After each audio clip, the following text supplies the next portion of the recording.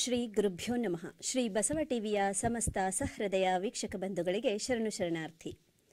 ಅಲ್ಪನೆಂದೆಣಿಸದೆ ನುರಿತಂತೆ ನುಡಿಯೆನುತ ಭಕ್ತಿ ಭಾವಂಗಳ ಸತ್ಯತೆಯ ವರ್ಣಿಸುತ್ತ ಗೋಚರ ಅಗೋಚರದ ಸದ್ವಿಚಾರಗಳನ್ನು ಈಯುವಂತಹ ಸಂಸ್ಕಾರಭರಿತ ಕಾರ್ಯಕ್ರಮವಾದ ಅನುಭವಗೋಷ್ಠಿ ಕಾರ್ಯಕ್ರಮಕ್ಕೆ ತಮ್ಮೆಲ್ಲರಿಗೂ ಆತ್ಮೀಯವಾದ ಸ್ವಾಗತ ಸುಸ್ವಾಗತ. ಪ್ರಿಯ ವೀಕ್ಷಕರೇ, 12ನೇ ಶತಮಾನದಲ್ಲಿ ಶರಣರಿಂದ ಸ್ಥಾಪಿತವಾದಂತಹ ಅನುಭವ ಮಂಟಪದ ಮುಖೇನ ಲೋಕ ಕಲ್ಯಾಣಕ್ಕಾಗಿ ಮೂಡಿಬಂದಂತಹ ಹಲವಾರು ಚಿಂತನೆಗಳು ಹೇಗೆ ಜನಸಾಮಾನ್ಯರಲ್ಲಿ ಪ್ರಜ್ಞೆಯನ್ನ ಮೂಡಿಸ್ತಾ ಇತ್ತೋ ಹಾಗೆ ನಮ್ಮ ಅನುಭವಗೋಷ್ಠಿಯ ಈ ವೇದಿಕೆಯ ಮುಖೇನ ಸಮಾಜ ಕಲ್ಯಾಣದ ಚಿಂತನೆಗಳು ಮೂಡಿ ಬರ್ತಾ ಇದೆ. ಈ ನಮ್ಮ ಚಿಂತನೆಗಳ ವಿಷಯಗಳು ಚರ್ಚೆಗೆ ಒಳಪಟ್ಟಾಗ ಅದರಿಂದ ಸಿಗುವಂತಹ ಹಲವಾರು ಮಾಹಿತಿಗಳು ತಮ್ಮೆಲ್ಲರಿಗೂ ಸದುಪಯೋಗ ಆಗ್ತಾ ಇದೆ ಅಂತ ಭಾವಿಸ್ತಾ ಇಂದಿನ ಈ ಚರ್ಚೆಯನ್ನ ಆರಂಭ ಮಾಡೋಣ. ಇವತ್ತಿನ ನಮ್ಮ ಅನುಭವಗೋಷ್ಠಿಯ ಒಂದು ಚರ್ಚಾ ವಿಷಯ ಯಾವುದಾಗಿದೆ ಅಂತ ತಾವೆಲ್ಲರೂ ನಿರೀಕ್ಷೆ ಮಾಡ್ತಾ ಇದ್ದೀರಾ ಅಲ್ವಾ? ಆಹಾರ, ಆಹ ಪೌಷ್ಟಿಕ ಆಹಾರ, ಆಹಾರ, ಆಹ ಪೌಷ್ಟಿಕ ಆಹಾರ, ಜೀವ ಉಳಿಸುವ ಶಕ್ತಿ ನೀಡುವ ಯುಕ್ತಿ ನೀಡುವಂತ ಆಹಾರ. ಹೀಗೆ ಹಾಡ್ತಾ ಹಾಡ್ತಾ ಪೌಷ್ಟಿಕ ಆಹಾರವನ್ನ ಕೊಡ್ತಾ ಅಕ್ಷರ ಜ್ಞಾನವನ್ನ ನೀಡ್ತಾ ಇದ್ದೀವಿ ಅಂತ ಸರ್ಕಾರಿ ಶಾಲೆಗಳು ಹೇಳ್ಕೊಡ್ತಾ ಇದೆ. ಇಂತಹ ಸರ್ಕಾರಿ ಶಾಲೆಗಳಲ್ಲಿ ಕೊಡ್ತಾ ಇರುವಂತ ಆಹಾರ ನಿಜಕ್ಕೂ ಪೌಷ್ಟಿಕಾಂಶನ ಒಳಗೊಂಡಿದೆಯಾ, ಪೌಷ್ಟಿಕತೆಯನ್ನ ಒಳಗೊಂಡಿದೆಯಾ ಅಥವಾ ಇಲ್ವಾ ಅನ್ನುವಂಥ ಒಂದು ವಿಚಾರವನ್ನ ಇವತ್ತು ನಾವು ಚರ್ಚೆಗೆ ತೆಗೆದುಕೊಂಡಿದ್ದೀವಿ. ಇವತ್ತಿನ ಚರ್ಚಾ ವಿಷಯ ಏನು ಅಂತ ಗೊತ್ತಾಯ್ತಲ್ಲ, ಸರ್ಕಾರಿ ಶಾಲೆಗಳಲ್ಲಿ ಒದಗಿಸುವಂತ ಆಹಾರ ಪೌಷ್ಟಿಕತೆಯಿಂದ ಕೂಡಿದೆಯಾ ಅಥವಾ ಇಲ್ವಾ ಅಂತ. ಈ ಒಂದು ವಿಚಾರವನ್ನ ಚರ್ಚೆ ಮಾಡಲಿಕ್ಕೆ ನಮ್ಮೊಂದಿಗೆ 4 ಅತಿಥಿಗಳಿದ್ದಾರೆ. ಅವರನ್ನ ಕಾರ್ಯಕ್ರಮಕ್ಕೆ ಸ್ವಾಗತಿಸುತ್ತಾ ಈ ಕಾರ್ಯಕ್ರಮವನ್ನು ಆರಂಭಿಸೋಣ. ಮೊದಲಿಗೆ ಸರ್ಕಾರಿ ಶಾಲೆಗಳಲ್ಲಿ ಒದಗಿಸುವಂತಹ ಆಹಾರ ಪೌಷ್ಟಿಕತೆಯಿಂದ ಕೂಡಿದೆ ಅಂತ ಒಂದು ವಿಚಾರವನ್ನ ತಮ್ಮ ಮುಂದೆ ಮಂಡನೆ ಮಾಡಲಿದ್ದಾರೆ ಶ್ರೀಯುತ ಕೊಟ್ರೇಶ್ ಎಸ್ ಉಪ್ಪಾರವರು. ಸಾಹಿತಿಗಳು, ಶಿಕ್ಷಕರು ಹಾಗೂ ಆಧುನಿಕ ವಚನಕಾರರು, ಹಾಸನದಿಂದ ಬಂದಿದ್ದಾರೆ. ಸರ್, ತಮಗೆ ಕಾರ್ಯಕ್ರಮಕ್ಕೆ ಆತ್ಮೀಯವಾದಂತಹ ಸ್ವಾಗತ. ಶರಣು ಶರಣಾರ್ಥಿ. ಇದೇ ವಿಚಾರವಾಗಿ ಸರ್ಕಾರಿ ಶಾಲೆಗಳಲ್ಲಿ ಲಭ್ಯವಾಗ್ತಾ ಇರುವಂತಹ ಆಹಾರ ಪೌಷ್ಟಿಕತೆಯಿಂದ ಕೂಡಿದೆ ಅಂತ ತಮ್ಮೆಲ್ಲರೆದುರು ತಮ್ಮ ವಾದವನ್ನ ಮಂಡನೆ ಮಾಡಲಿದ್ದಾರೆ ಶ್ರೀಯುತ ಸತೀಶ್ ಆರ್ ರವರು, ಪ್ರಾಂಶುಪಾಲರು, ಕಾಗದ ನಗರ ಆಂಗ್ಲ ಪ್ರೌಢಶಾಲೆ, ಭದ್ರಾವತಿ. ಸರ್, ತಮಗೂ ಕೂಡ ಕಾರ್ಯಕ್ರಮಕ್ಕೆ ಆತ್ಮೀಯವಾದಂತಹ ಸ್ವಾಗತ. ಶರಣು ಶರಣಾರ್ಥಿ. ಸರ್ಕಾರಿ ಶಾಲೆಗಳಲ್ಲಿ ಪಾಠವೇ ಸರಿಯಾಗಿ ಆಗ್ತಾ ಇಲ್ಲ, ಇನ್ನು ಕೊಡ್ತಾ ಇರುವಂತ ಊಟ ಎಷ್ಟು ಮಟ್ಟಿಗೆ ಪೌಷ್ಟಿಕತೆಯಿಂದ ಕೂಡಿರುತ್ತೆ, ಅಲ್ಲಿ ಸಿಗೋವಂಥ ಊಟ ಪೌಷ್ಟಿಕತೆಯಿಂದ ಕೂಡಿಲ್ಲ ಅನ್ನೋ ಒಂದು ವಿಚಾರವನ್ನ ತಮ್ಮೆದುರಿಗೆ ಚರ್ಚೆ ಮಾಡಲಿಕ್ಕೆ ನಮ್ಮೊಂದಿಗೆ ಈರ್ವರು ಅತಿಥಿಗಳು ಆಗಮಿಸಿದ್ದಾರೆ. ಅವರಲ್ಲಿ ಶ್ರೀಯುತ ಪ್ರಕಾಶ್ ಜಿಂಗಾಡೆರವರು, ಶಿಕ್ಷಕರು ಮತ್ತು ಸಾಹಿತಿಗಳು, ಬೆಂಗಳೂರಿನಿಂದ ಆಗಮಿಸಿದ್ದಾರೆ. ಸರ್, ತಮಗೆ ಕಾರ್ಯಕ್ರಮಕ್ಕೆ ಆತ್ಮೀಯವಾದಂತಹ ಸ್ವಾಗತ. ಶರಣು ಶರಣಾರ್ಥಿ. ಇದೇ ಒಂದು ವಿಚಾರವಾಗಿ ಸರ್ಕಾರಿ ಶಾಲೆಗಳಲ್ಲಿ ಸಿಗ್ತಾ ಇರುವಂತಹ ಆಹಾರ ಪೌಷ್ಟಿಕತೆಯಿಂದ ಕೂಡಿಲ್ಲ ಅನ್ನೋ ಒಂದು ವಿಚಾರವನ್ನ ತಮ್ಮ ಮುಂದೆ ಮಂಡನೆ ಮಾಡ್ತಾ ಇರೋರು ಡಾಕ್ಟರ್ ಹಸೀನಾ ಹೆಚ್ಕೆ, ಸಂಶೋಧನಾ ಮತ್ತು ಬೋಧನಾ ಸಹಾಯಕರು, ಕುವೆಂಪು ವಿಶ್ವವಿದ್ಯಾಲಯ, ಶಿವಮೊಗ್ಗ. ಮೇಡಮ್, ತಮಗೂ ಕೂಡ ಕಾರ್ಯಕ್ರಮಕ್ಕೆ ಆತ್ಮೀಯವಾದಂತಹ ಸ್ವಾಗತ. ಶರಣು ಶರಣಾರ್ಥಿ. ಶರಣು ಶರಣಾರ್ಥಿ. ಪ್ರಿಯ ವೀಕ್ಷಕರೇ, ಇವತ್ತಿನ ಚರ್ಚಾ ವಿಷಯವನ್ನ ಕೇಳ್ತಾ ಇದ್ರೆ ತಮ್ಮೆಲ್ಲರಲ್ಲೂ ಒಂದು ಯೋಚನೆ ನಾಗಾಲೋಟದಲ್ಲಿ ಓಡೋ ಹಾಗೆ, ಕುದುರೆಯ ವೇಗದಲ್ಲಿ ಹೋಗ್ತಾ ಇದೆ ಅಂತ ನಾನು ಭಾವಿಸ್ತೀನಿ. ಯಾಕೆಂದ್ರೆ ಎಷ್ಟೋ ಜನ ಪೋಷಕರಿದ್ದೀರಾ, ಸರ್ಕಾರಿ ಶಾಲೆಗಳಿಗೆ ಕಳಿಸ್ತಾ ಇದ್ದೀರಾ, ನಿಮ್ಮ ಮಕ್ಕಳಿಗೆ ಸಿಗ್ತಾ ಇರುವಂತ ಊಟ ಹೇಗಿದೆ? ಯಾಕೆಂದ್ರೆ ಮಕ್ಕಳ ಆರೋಗ್ಯ ಎಷ್ಟು ಮುಖ್ಯ ಅಲ್ವಾ? ವಿದ್ಯಾಭ್ಯಾಸ ಅದೊಂದು ಕಡೆಗಿದ್ರೂ ಕೂಡ ಆರೋಗ್ಯ ಇಲ್ಲಿ ಮುಖ್ಯ ಆಗುತ್ತೆ. ಯಾಕೆ ಅಂದ್ರೆ ಆರೋಗ್ಯವೇ ಭಾಗ್ಯ. ಇಂತಹ ಆರೋಗ್ಯವನ್ನ ಕೊಡುವಂತಹ ಆಹಾರದ ಕ್ರಮ ನಾವೆಲ್ಲರೂ ಗಮನಿಸಬೇಕಾದಂತಹ ಒಂದು ಮುಖ್ಯ ಅಂಶ ಆಗಿರೋದ್ರಿಂದ ಇಂತಹ ಆಹಾರವನ್ನ ಮಕ್ಕಳ ಮೇಲೆ ಪ್ರಯೋಗ ಮಾಡ್ತಾ ಇದ್ದೀವಿ. ಅಂತಹ ಮಕ್ಕಳ ಮೇಲೆ ಪ್ರಯೋಗ ಆಗ್ತಾ ಇರುವಂತಹ ಆಹಾರ ಎಷ್ಟು ಮಟ್ಟಿಗೆ ಪೌಷ್ಟಿಕಾಂಶತೆಯಿಂದ ಕೂಡಿದೆ ಅನ್ನೋದನ್ನ ತಾವೆಲ್ಲರೂ ತಿಳ್ಕೊಳ್ಳೋದಕ್ಕೋಸ್ಕರ ಕಾತರದಿಂದ ಕಾಯ್ತಾ ಇದ್ದೀರಾ. ಬನ್ನಿ, ಈಗ ಸರ್ಕಾರಿ ಶಾಲೆಗಳಲ್ಲಿ ಒದಗಿಸ್ತಾ ಇರುವಂತಹ ಆಹಾರ ಪೌಷ್ಟಿಕತೆಯಿಂದ ಕೂಡಿದೆ ಅಂತ ಕೊಟ್ರೇಶ್ ಸರ್ ಅವರು ಯಾವ ರೀತಿ ನಿಮಗೆ ಮಾಹಿತಿಯನ್ನ ನೀಡ್ತಾರೆ ಅಂತ ಕೇಳೋಣ. ಸರ್. ಶ್ರೀ ಬಸವ ಟಿವಿಯ ಸಮಸ್ತ ವೀಕ್ಷಕ ಬಂಧುಗಳಿಗೆ ಶರಣಾರ್ಥಿ. ಒಂದು ಒಳ್ಳೆ ವಿಷಯವನ್ನು ನಾವು ಚರ್ಚೆ ಮಾಡ್ತಾ ಇದ್ದೀವಿ. ಒಂದು ಸರ್ಕಾರ ಒಂದು ಬಡ ಮಕ್ಕಳಿಗಾಗಿ ಏನೊಂದು ಪೌಷ್ಟಿಕತೆ ಆಹಾರವನ್ನು ಒದಗಿಸ್ತಾ ಇದೆ, ಅದು ಎಷ್ಟೋ ಜನರಿಗೆ ಗೊತ್ತಿಲ್ಲ. ಏನೇನು ಒದಗಿಸ್ತಾ ಇದೆ ಸರ್ಕಾರ, ಏನೆಲ್ಲ ಅವಕಾಶಗಳು ಇದ್ದಾವೆ, ಏನೆಲ್ಲ ಸೌಲಭ್ಯಗಳು ಇದ್ದಾವೆ. ಯಾಕಂತಂದರೆ ಹಿಂದೆ ಬರೀ ಶಿಕ್ಷಣ ಕೊಡೋದು ಮಾತ್ರ ಸರ್ಕಾರ ಮಾಡ್ತಾ ಇತ್ತು. ಇವತ್ತು ಶಿಕ್ಷಣದ ಜೊತೆಗೆ ಆಹಾರವನ್ನು ಸಹ, ಯಾಕಂತಂದರೆ ಮಕ್ಕಳು ಸರ್ವತೋಮುಖ ಅಭಿವೃದ್ಧಿ ಆಗಬೇಕು ಅಂತ, ದೈಹಿಕವಾಗಿ, ಬೌದ್ಧಿಕವಾಗಿ ಮತ್ತು ಭೌತಿಕವಾಗಿ ಮಗುವಿನ ಒಂದು ಸರ್ವಾಂಗೀಣ ಪ್ರಗತಿಯನ್ನು ಉದ್ದೇಶವಾಗಿ ಇಟ್ಟುಕೊಂಡು ಸರ್ಕಾರ ಅನೇಕ ಕಾರ್ಯಕ್ರಮಗಳನ್ನು ಅನುಷ್ಠಾನಗೊಳಿಸಿದೆ. ಅದರಲ್ಲಿ ಸರ್ಕಾರಿ ಶಾಲೆಗಳಲ್ಲಿ ಕೊಡ್ತಕ್ಕಂಥ ಒಂದು ಪೌಷ್ಟಿಕ ಆಹಾರ, ಬೆಳಗ್ಗೆ ಬಂತು ಅಂದರೆ ಮಗು ಶಾಲೆಗೆ ಪ್ರಾರಂಭದಲ್ಲಿ ಇನ್ನು ಪ್ರೇಯರ್ ಆಗೋದಕ್ಕಿಂತ ಮುಂಚೆಗೆ ನಾವು ಹಾಲನ್ನು ಕೊಡ್ತೀವಿ. ಪ್ರತಿ ಮಗುವಿಗೂ ಒಂದೊಂದು ಲೋಟ ಹಾಲನ್ನು ಕೊಡ್ತೀವಿ. ಅದು ಸತ್ವಭರಿತವಾದಂಥ ಆಹಾರ, ಮತ್ತು ಕೆನೆಭರಿತವಾದಂಥ ಹಾಲು. ಅದು ಕೆನೆಭರಿತವಾದಂಥ ಕೆನೆಯುಕ್ತ ಅಂತ ಏನು ಕರಿತೀವಿ, ಅದು ಬಹಳ ಯೋಗ್ಯವಾಗಿರುತ್ತೆ. ಮತ್ತು ಪ್ರತಿಯೊಂದು ಟೆಸ್ಟ್ ಆಗಿ ಬರುತ್ತೆ, ಪ್ರತಿಯೊಂದು ಹಂತದಲ್ಲಿ ಟೆಸ್ಟ್ ಆಗಿ ಬರುತ್ತೆ. ಅವಕ್ಕೆ ಒಂದು ನಮಗೆ ಕಾಲಮಿತಿ ಕೊಟ್ಟಿರ್ತಾರೆ, ಇಷ್ಟು ದಿನದೊಳಗೆ ಬಳಸ್ಕೋಬೇಕು ಅಂತಂದರೆ ಅಷ್ಟು ದಿನದೊಳಗೆ ನಾವು ಸ್ಟಾಕ್ ಇಡೋಂಗಿಲ್ಲ. ಮುಂದೆ ತಿಂಗಳು ಬೇಕಂತಂದರೆ ಈ ತಿಂಗಳು ಇಂಡೆಂಟ್ ಕೊಡ್ತೀವಿ, ನಮಗೆ ಮತ್ತೆ 30ನೇ ತಾರೀಕಿಗೆ ಶಾಲೆಗೆ ಸರಬರಾಜು ಮಾಡ್ತಾರೆ, ಅದನ್ನು ಒಂದು ತಿಂಗಳು ಮತ್ತೆ ನಾವು ಬಳಸ್ತೀವಿ. ಈ ರೀತಿ ಹಾಲನ್ನು ಕೊಡ್ತಕ್ಕಂಥದ್ದು ಪ್ರತಿ ಮಗುಗೆ 20 ಗ್ರಾಮ್ನಂಗೆ ನಾವು ಪೌಡ್ರನ್ನು ಬಳಸಿ ಹಾಲನ್ನು ಕೊಡ್ತೀವಿ. ಅದಕ್ಕೆ ಇಷ್ಟು ಗ್ರಾಮ್ ಸಕ್ಕರೆಯನ್ನು ಹಾಕಬೇಕು, 5 ಗ್ರಾಮ್ ಸಕ್ಕರೆಯನ್ನು ನಾವು ಬಳಸ್ತೀವಿ. ಅಂದರೆ ಆ ಒಂದು ಪ್ರಾಥಮಿಕ ಹಂತಕ್ಕೆ ಏನಿರೋ 1ರಿಂದ 5ನೇ ತರಗತಿ ಮಕ್ಕಳಿಗೆ ಬೇರೆ ಒಂದು ಪಟ್ಟಿ ಇರುತ್ತೆ, 6ರಿಂದ 8ನೇ ತರಗತಿವರೆಗೆ ಒಂದು ಪಟ್ಟಿ ಇರುತ್ತೆ, 9 ಮತ್ತು 10ನೇ ತರಗತಿ ಮಕ್ಕಳಿಗೆ ಒಂದು ಪಟ್ಟಿ ಇರುತ್ತೆ.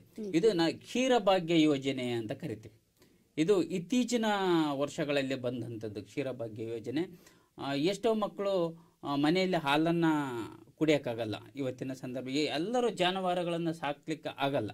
ಹಾಗಾಗಿ ಮಕ್ಕಳೇನು ಶಾಲೆಗೆ ಬಂದಿರ್ತವೆ, ಹಾಲನ್ನು ಕುಡಿದು ತರಗತಿಗೆ ಹೋಗೋದ್ರಿಂದ ಒಂದು ಫ್ರೆಶ್ ಅಪ್ ಆಗ್ತಾವ. ಬಿಸಿ ಹಾಲನ್ನು ಕುಡಿದು ಹೋಗೋದ್ರಿಂದ ಮಕ್ಕಳಿಗೆ ಏನೋ ಒಂದು ಉತ್ತೇಜನ ಬರುತ್ತೆ. ಅದಾದಮೇಲೆ ನಾವು 12:45 ಊಟಕ್ಕೆ ಬಿಡ್ತೀವಿ ಸರ್ಕಾರಿ ಶಾಲೆಯಲ್ಲಿ. ಊಟಕ್ಕೆ ಬಿಟ್ಟಂಥ ಸಂದರ್ಭ ಅದು ಬಿಸಿ ಊಟ ಯೋಜನೆ. ಇದನ್ನು ನಾವು ಅಕ್ಷರ ದಾಸೋಹ ಯೋಜನೆ ಅಂತ ಕರಿತೀವಿ ಶಾಲಾ ಹಂತದಲ್ಲಿ. ಇಲ್ಲಿನೂ ಅಷ್ಟೇ, ಆ ಮಗುಗೆ ಎಷ್ಟೆಷ್ಟು ಕ್ಯಾಲೋರಿ ಊಟವನ್ನು ಕೊಡಬೇಕು ಎಂಬುದನ್ನು ನಾವು ನೋಡ್ತೀವಿ. ಇಲ್ಲಿ ಎಲ್ಲ ಮಕ್ಕಳಿಗೆ ಒಂದೇ ರೀತಿಯಾದಂಥ ನಾವು ಅಕ್ಕಿ, ಬೇಳೆ ಇವುಗಳನ್ನು ಹಾಕಿ ನಾವು ಮಾಡಲ್ಲ. 1ರಿಂದ 5ನೇ ತರಗತಿ ಮಗುಗೆ 100 ಗ್ರಾಮ್ ಅಕ್ಕಿಯನ್ನು ಬಳಸ್ತೀವಿ. 6ರಿಂದ 8 ಮತ್ತು 9, 10ನೇ ತರಗತಿ ಮಕ್ಕಳಿಗೆ ಒಂದು ಮಗುಗೆ 150 ಗ್ರಾಮ್ ಅಕ್ಕಿಯನ್ನು ನಾವು ಬಳಸ್ತೀವಿ. ಇಲ್ಲಿನೂ ಸಹ ಅಕ್ಕಿಯನ್ನು ಬಹಳ ಟೆಸ್ಟೆಡ್ ಆಗಿ ಬರುತ್ತೆ. ಈಗ ಸತ್ವಭರಿತವಾದಂಥ ರೈಸನ್ನು ಸರ್ಕಾರ ನಮಗೆ ಸರಬರಾಜು ಮಾಡ್ತಾ ಇದೆ. ನಾವು ನಿಜಕ್ಕೂ ನಾವು ಒಮ್ಮೊಮ್ಮೆ ಟೆಸ್ಟ್ ಮಾಡ್ತೀವಿ. ನಾವು ಶಾಲೆಯಲ್ಲಿ ಮಕ್ಕಳಿಗೆ ಊಟ ಕೊಡೋದಕ್ಕೆ ಮುಂಚೆ ಒಮ್ಮೊಮ್ಮೆ ಟೆಸ್ಟ್ ಮಾಡ್ತೀವಿ. ಮನೆಯಲ್ಲಿ ಯಾವ ರುಚಿ ಇರುತ್ತೆ ಅದೇ ರುಚಿ ನಾವು ಅಲ್ಲಿನೂ ಸಹ ಮಾಡಿಸ್ತೀವಿ. ಅದಕ್ಕೆ ತಕ್ಕಂಥ ಎಲ್ಲ ಅನುದಾನವನ್ನು ಸರ್ಕಾರ ಇವತ್ತು ನಮ್ಮ ಶಾಲೆಗೆ ಕೊಡ್ತಾ ಇದೆ. ಈ ಬೇಳೆಗಳಿಗೆ ಬನ್ನೆಂದರೆ 1ರಿಂದ 5ನೇ ತರಗತಿ ಮಕ್ಕಳಿಗೆ 20 ಗ್ರಾಮ್ ಬೇಳೆಯನ್ನು ಕೊಡ್ತೀವಿ ಪ್ರತಿ ಮಗುವಿಗೆ. ಆಮೇಲೆ 6ರಿಂದ 8 ಮತ್ತು 9ರಿಂದ 10ನೇ ತರಗತಿ ಮಕ್ಕಳಿಗೆ 30 ಗ್ರಾಮ್ ಬೇಳೆಯನ್ನು ನಾವು ಕೊಡ್ತೀವಿ.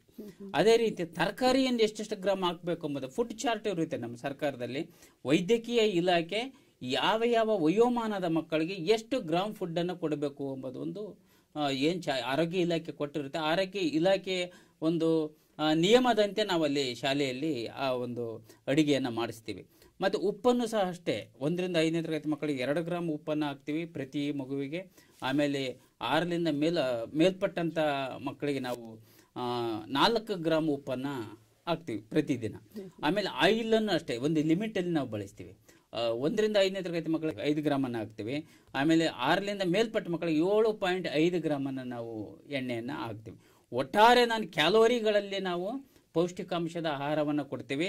ಇಲ್ಲಿ ಎಲ್ಲವೂ ಸಹ ಬೇಳೆಯೂ ಸಹ ಪಾಲಿಸ್ಡ್ ಬೇಳೆ ಬರಲ್ಲ ಇಲ್ಲಿ ನಮಗೆ, ಎಲ್ಲ ನಾಟಿ ಬೇಳೆ ಒಳ್ಳೆ ಬೇಳೆಯನ್ನು ನಮಗೆ ಕೊಡ್ತಾರೆ. ಮತ್ತೆ ಆಯಿಲು ಅಷ್ಟೇ ಸನ್ ಪ್ಯೂರ್, ಏನು ಅಲ್ಲಿ ನಾವು ಜನಸಾಮಾನ್ಯರು ಮನೆಯಲ್ಲಿ ನಾವು ಬಳಸ್ತೀವಿ ಅದೇ ಎಣ್ಣೆಯನ್ನು ನಮಗೆ ಆಯಿಲು ಸಹ ನಮಗೆ ಶಾಲೆಗೆ ಬರ್ತಕ್ಕಂಥದ್ದು. 1ರಿಂದ 5ನೇ ತರಗತಿ ಮಗುವಿಗೆ ಒಂದು ಊಟದಲ್ಲಿ 491 ಕ್ಯಾಲೋರಿ ಫುಡ್ಡನ್ನು ನಾವು ಕೊಡ್ತೀವಿ. ಹೀಗೆ ಕ್ಯಾಲೋರಿ ಲೆಕ್ಕದಲ್ಲಿ ನೀವು ಮಕ್ಕಳಿಗೆ ಅದೇ ರೀತಿ ನಾವು ಡೈಲಿ ಬರಿತೀವಿ ಅದನ್ನೇ. ಮತ್ತೆ ಅಷ್ಟೇ ನಾವು ಸರಬರಾಜನ್ನು ಸರ್ಕಾರ ನಮಗೆ ಏನು ಮಾಡಿರುತ್ತೆ ಆ ಸರಬರಾಜನ್ನು ನಾವು ಅಡಿಗೆಯವರಿಗೆ ಕೊಡ್ತೀವಿ, ಅವರು ಅಷ್ಟೇ ಬೇಯಿಸಬೇಕಾಗುತ್ತೆ. ಆಮೇಲೆ 6ರಿಂದ 8 ಮತ್ತು 9ರಿಂದ 10ನೇ ತರಗತಿ ಮಕ್ಕಳಿಗೆ 728 ಕ್ಯಾಲೋರಿ ಒಂದು ಊಟಕ್ಕೆ ನಾವು ಕೊಡ್ತಕ್ಕಂಥದ್ದು. ಆ ಕ್ಯಾಲೋರಿಗಳಲ್ಲಿ ನಾವು ಫುಡ್ ಏನನ್ನು ಆ ಮಗು ದೈಹಿಕವಾಗಿ ಸದೃಢ ಆಗಬೇಕು. ಆ ಸದೃಢತೆಗೆ ಸಂಬಂಧಪಟ್ಟಂಥ ಅಷ್ಟು ಕ್ಯಾಲೋರಿ ಆಹಾರವನ್ನು ನಾವಲ್ಲಿ ಒದಗಿಸ್ತೀವಿ. ಈ ರೀತಿ ಅಲ್ಲಿ 1ರಿಂದ 10ನೇ ತರಗತಿ ಮಕ್ಕಳಿಗೆ ಯಾವ್ಯಾವ ಏಜಿಗೆ ಯಾವ್ಯಾವ ತರಗತಿಗೆ ಎಷ್ಟೆಷ್ಟು ಗ್ರಾಮ್ಗಳನ್ನು ನಾವು ಬಳಸಿ ಆಹಾರದ ಪರಿಕರಗಳನ್ನು ಮಾಡ್ತೀವಿ. ಮತ್ತು ಒಂದೇ ರೀತಿ ಆಹಾರವನ್ನು ಮಾಡಲ್ಲ ನಾವು. ಬರ್ತೀನಿ ಸರ್, ಮತ್ತೆ ಬರ್ತೀನಿ. ಆಯ್ತು, ಮುಂದಿನ ಹಂತದಲ್ಲಿ ಮತ್ತೆ ನಾನು ಏನಂತ ಹೇಳ್ತೀನಿ. ಒಂದು ಮಗುವಿಗೆ ಅಗತ್ಯವಿರುವಂತಹ ಕ್ಯಾಲೋರಿ ಪ್ರಮಾಣ ಎಷ್ಟಿರುತ್ತೆ, ಆ ಪ್ರಮಾಣಕ್ಕೆ ಅನ್ವಯವಾಗಿ ನೀವು ಆಹಾರವನ್ನ ಒದಗಿಸ್ತಾ ಇರೋದ್ರಿಂದ ಆ ಮಕ್ಕಳಿಗೆ ಬೇಕಾದಂತಹ ಪೌಷ್ಟಿಕಾಂಶ ಸಿಗ್ತಾ ಇದೆ ಅನ್ನೋ ವಾದವನ್ನ ತಾವು ಮಂಡನೆ ಮಾಡಿದ್ರಿ. ಇದಕ್ಕೆ ನಮ್ಮ ಪ್ರಕಾಶ್ ಸರ್ ಅವರು ಏನು ಹೇಳ್ತಾರೆ? ಈಗ ಒಂದು ಮಾತಿದೆ, ಹಾಲು ಕುಡಿದ ಮಕ್ಕಳೇ ಬದುಕಲ್ಲ ಅಂತ. ಅಂಥದ್ರಲ್ಲಿ ಹಸುವಿನ ಹಾಲು ಕುಡಿದ ಮಕ್ಕಳೇ ಎಷ್ಟೋ ಅನಾರೋಗ್ಯಕ್ಕೆ ತುತ್ತಾಗ್ತಿದ್ದಾರೆ. ಅದು ಬಿಟ್ಟು ತಾಯಿಯ ಎದೆ ಹಾಲಿಗಿಂತ ಮಿಗಿಲಾದದ್ದು ಬೇರೆ ಯಾವುದೂ ಇಲ್ಲ ಅಂತ ಹೇಳ್ತಾರೆ. ಅಂತ ಹಾಲನ್ನ ಕುಡಿದ ಮಕ್ಕಳು ಕೂಡ ಅನಾರೋಗ್ಯಕ್ಕೆ ತುತ್ತಾಗ್ತಿದ್ದಾರೆ. ಅಂಥದ್ರಲ್ಲಿ ಶಾಲೆನಲ್ಲಿ ಕೊಡ್ತಾ ಇರುವಂತ ಈ ಪೌಡರ್ ಹಾಲು ಎಷ್ಟು ಮಟ್ಟಿಗೆ ಪೌಷ್ಟಿಕಾಂಶ ಇದೆ ಅಂತ ತಾವು ಒಪ್ಕೋತೀರಾ?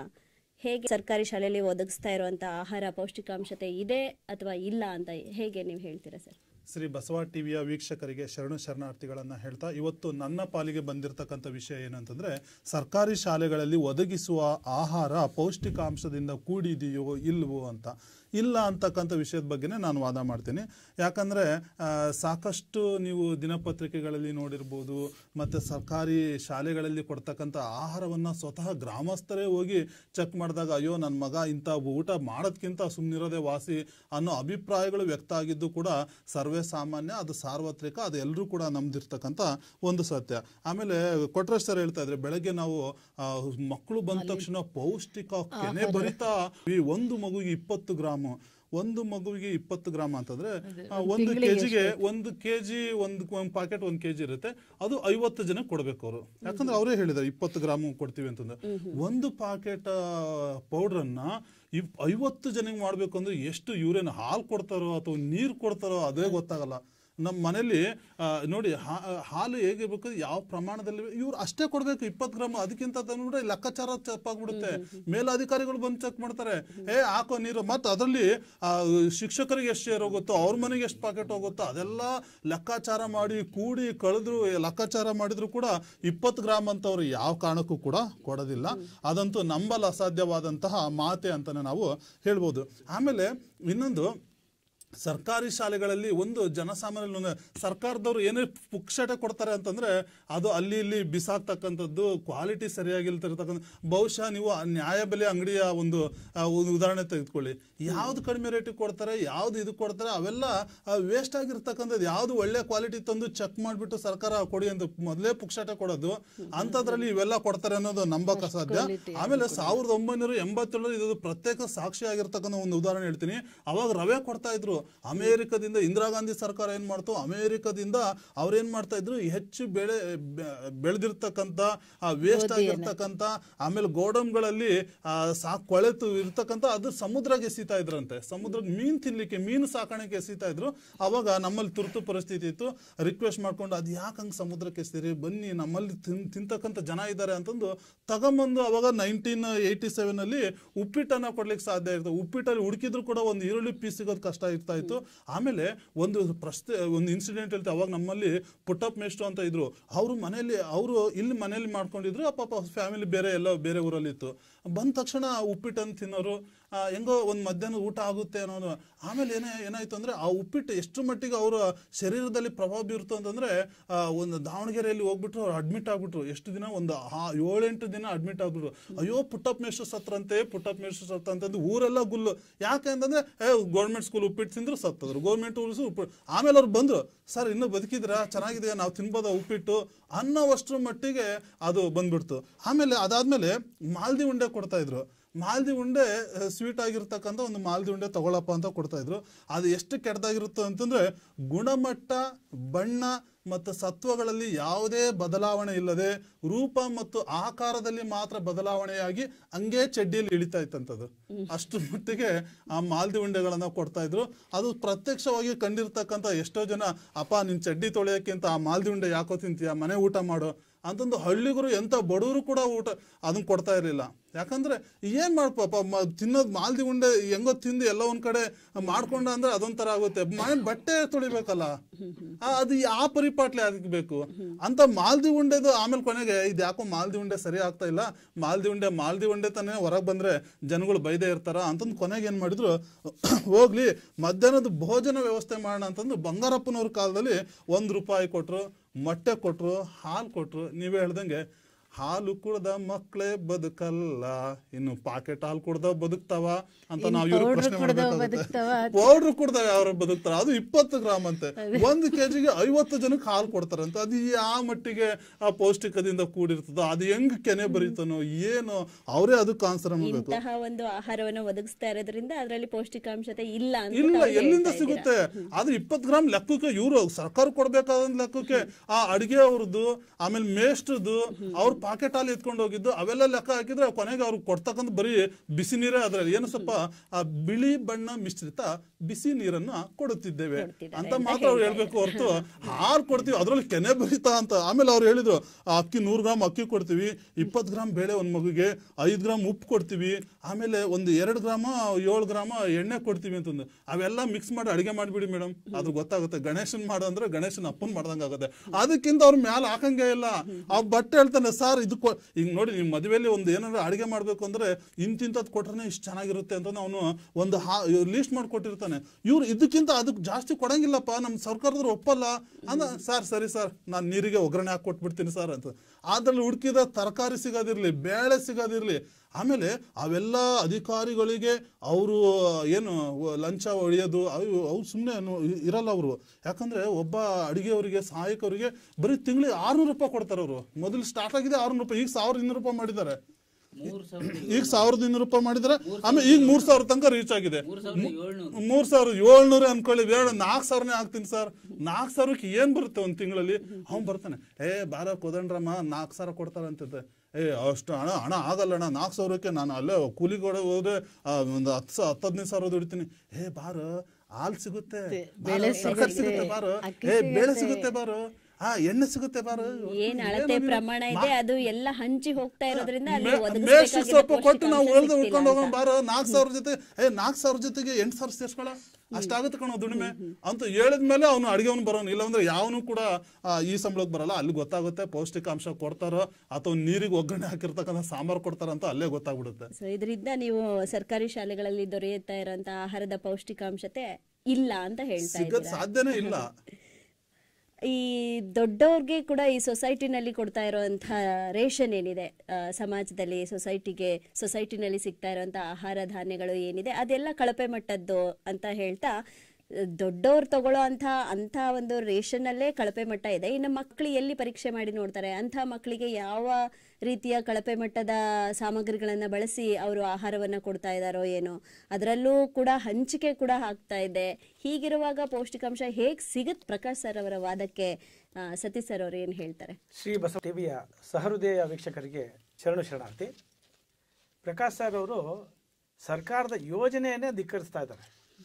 ಅವರು ಸರ್ಕಾರ ಮಾಡಿರ್ತಕ್ಕಂಥ ಈ ಬಿಸಿಯೂಟದ ಯೋಜನೆ ಅಥವಾ ಏನು ಅಕ್ಷರ ದಾಸೋಹ ಯೋಜನೆಯನ್ನು ಪುಕ್ಕಸಟ್ಟೆ ಅನ್ನೋ ಪದ ಬಳಸಿದ್ರು. ಅದನ್ನು ಅವರು ವಾಪಸ್ ತಗೋಬೇಕು ಅನ್ನೋದು ನನ್ನ ವಿಚಾರ.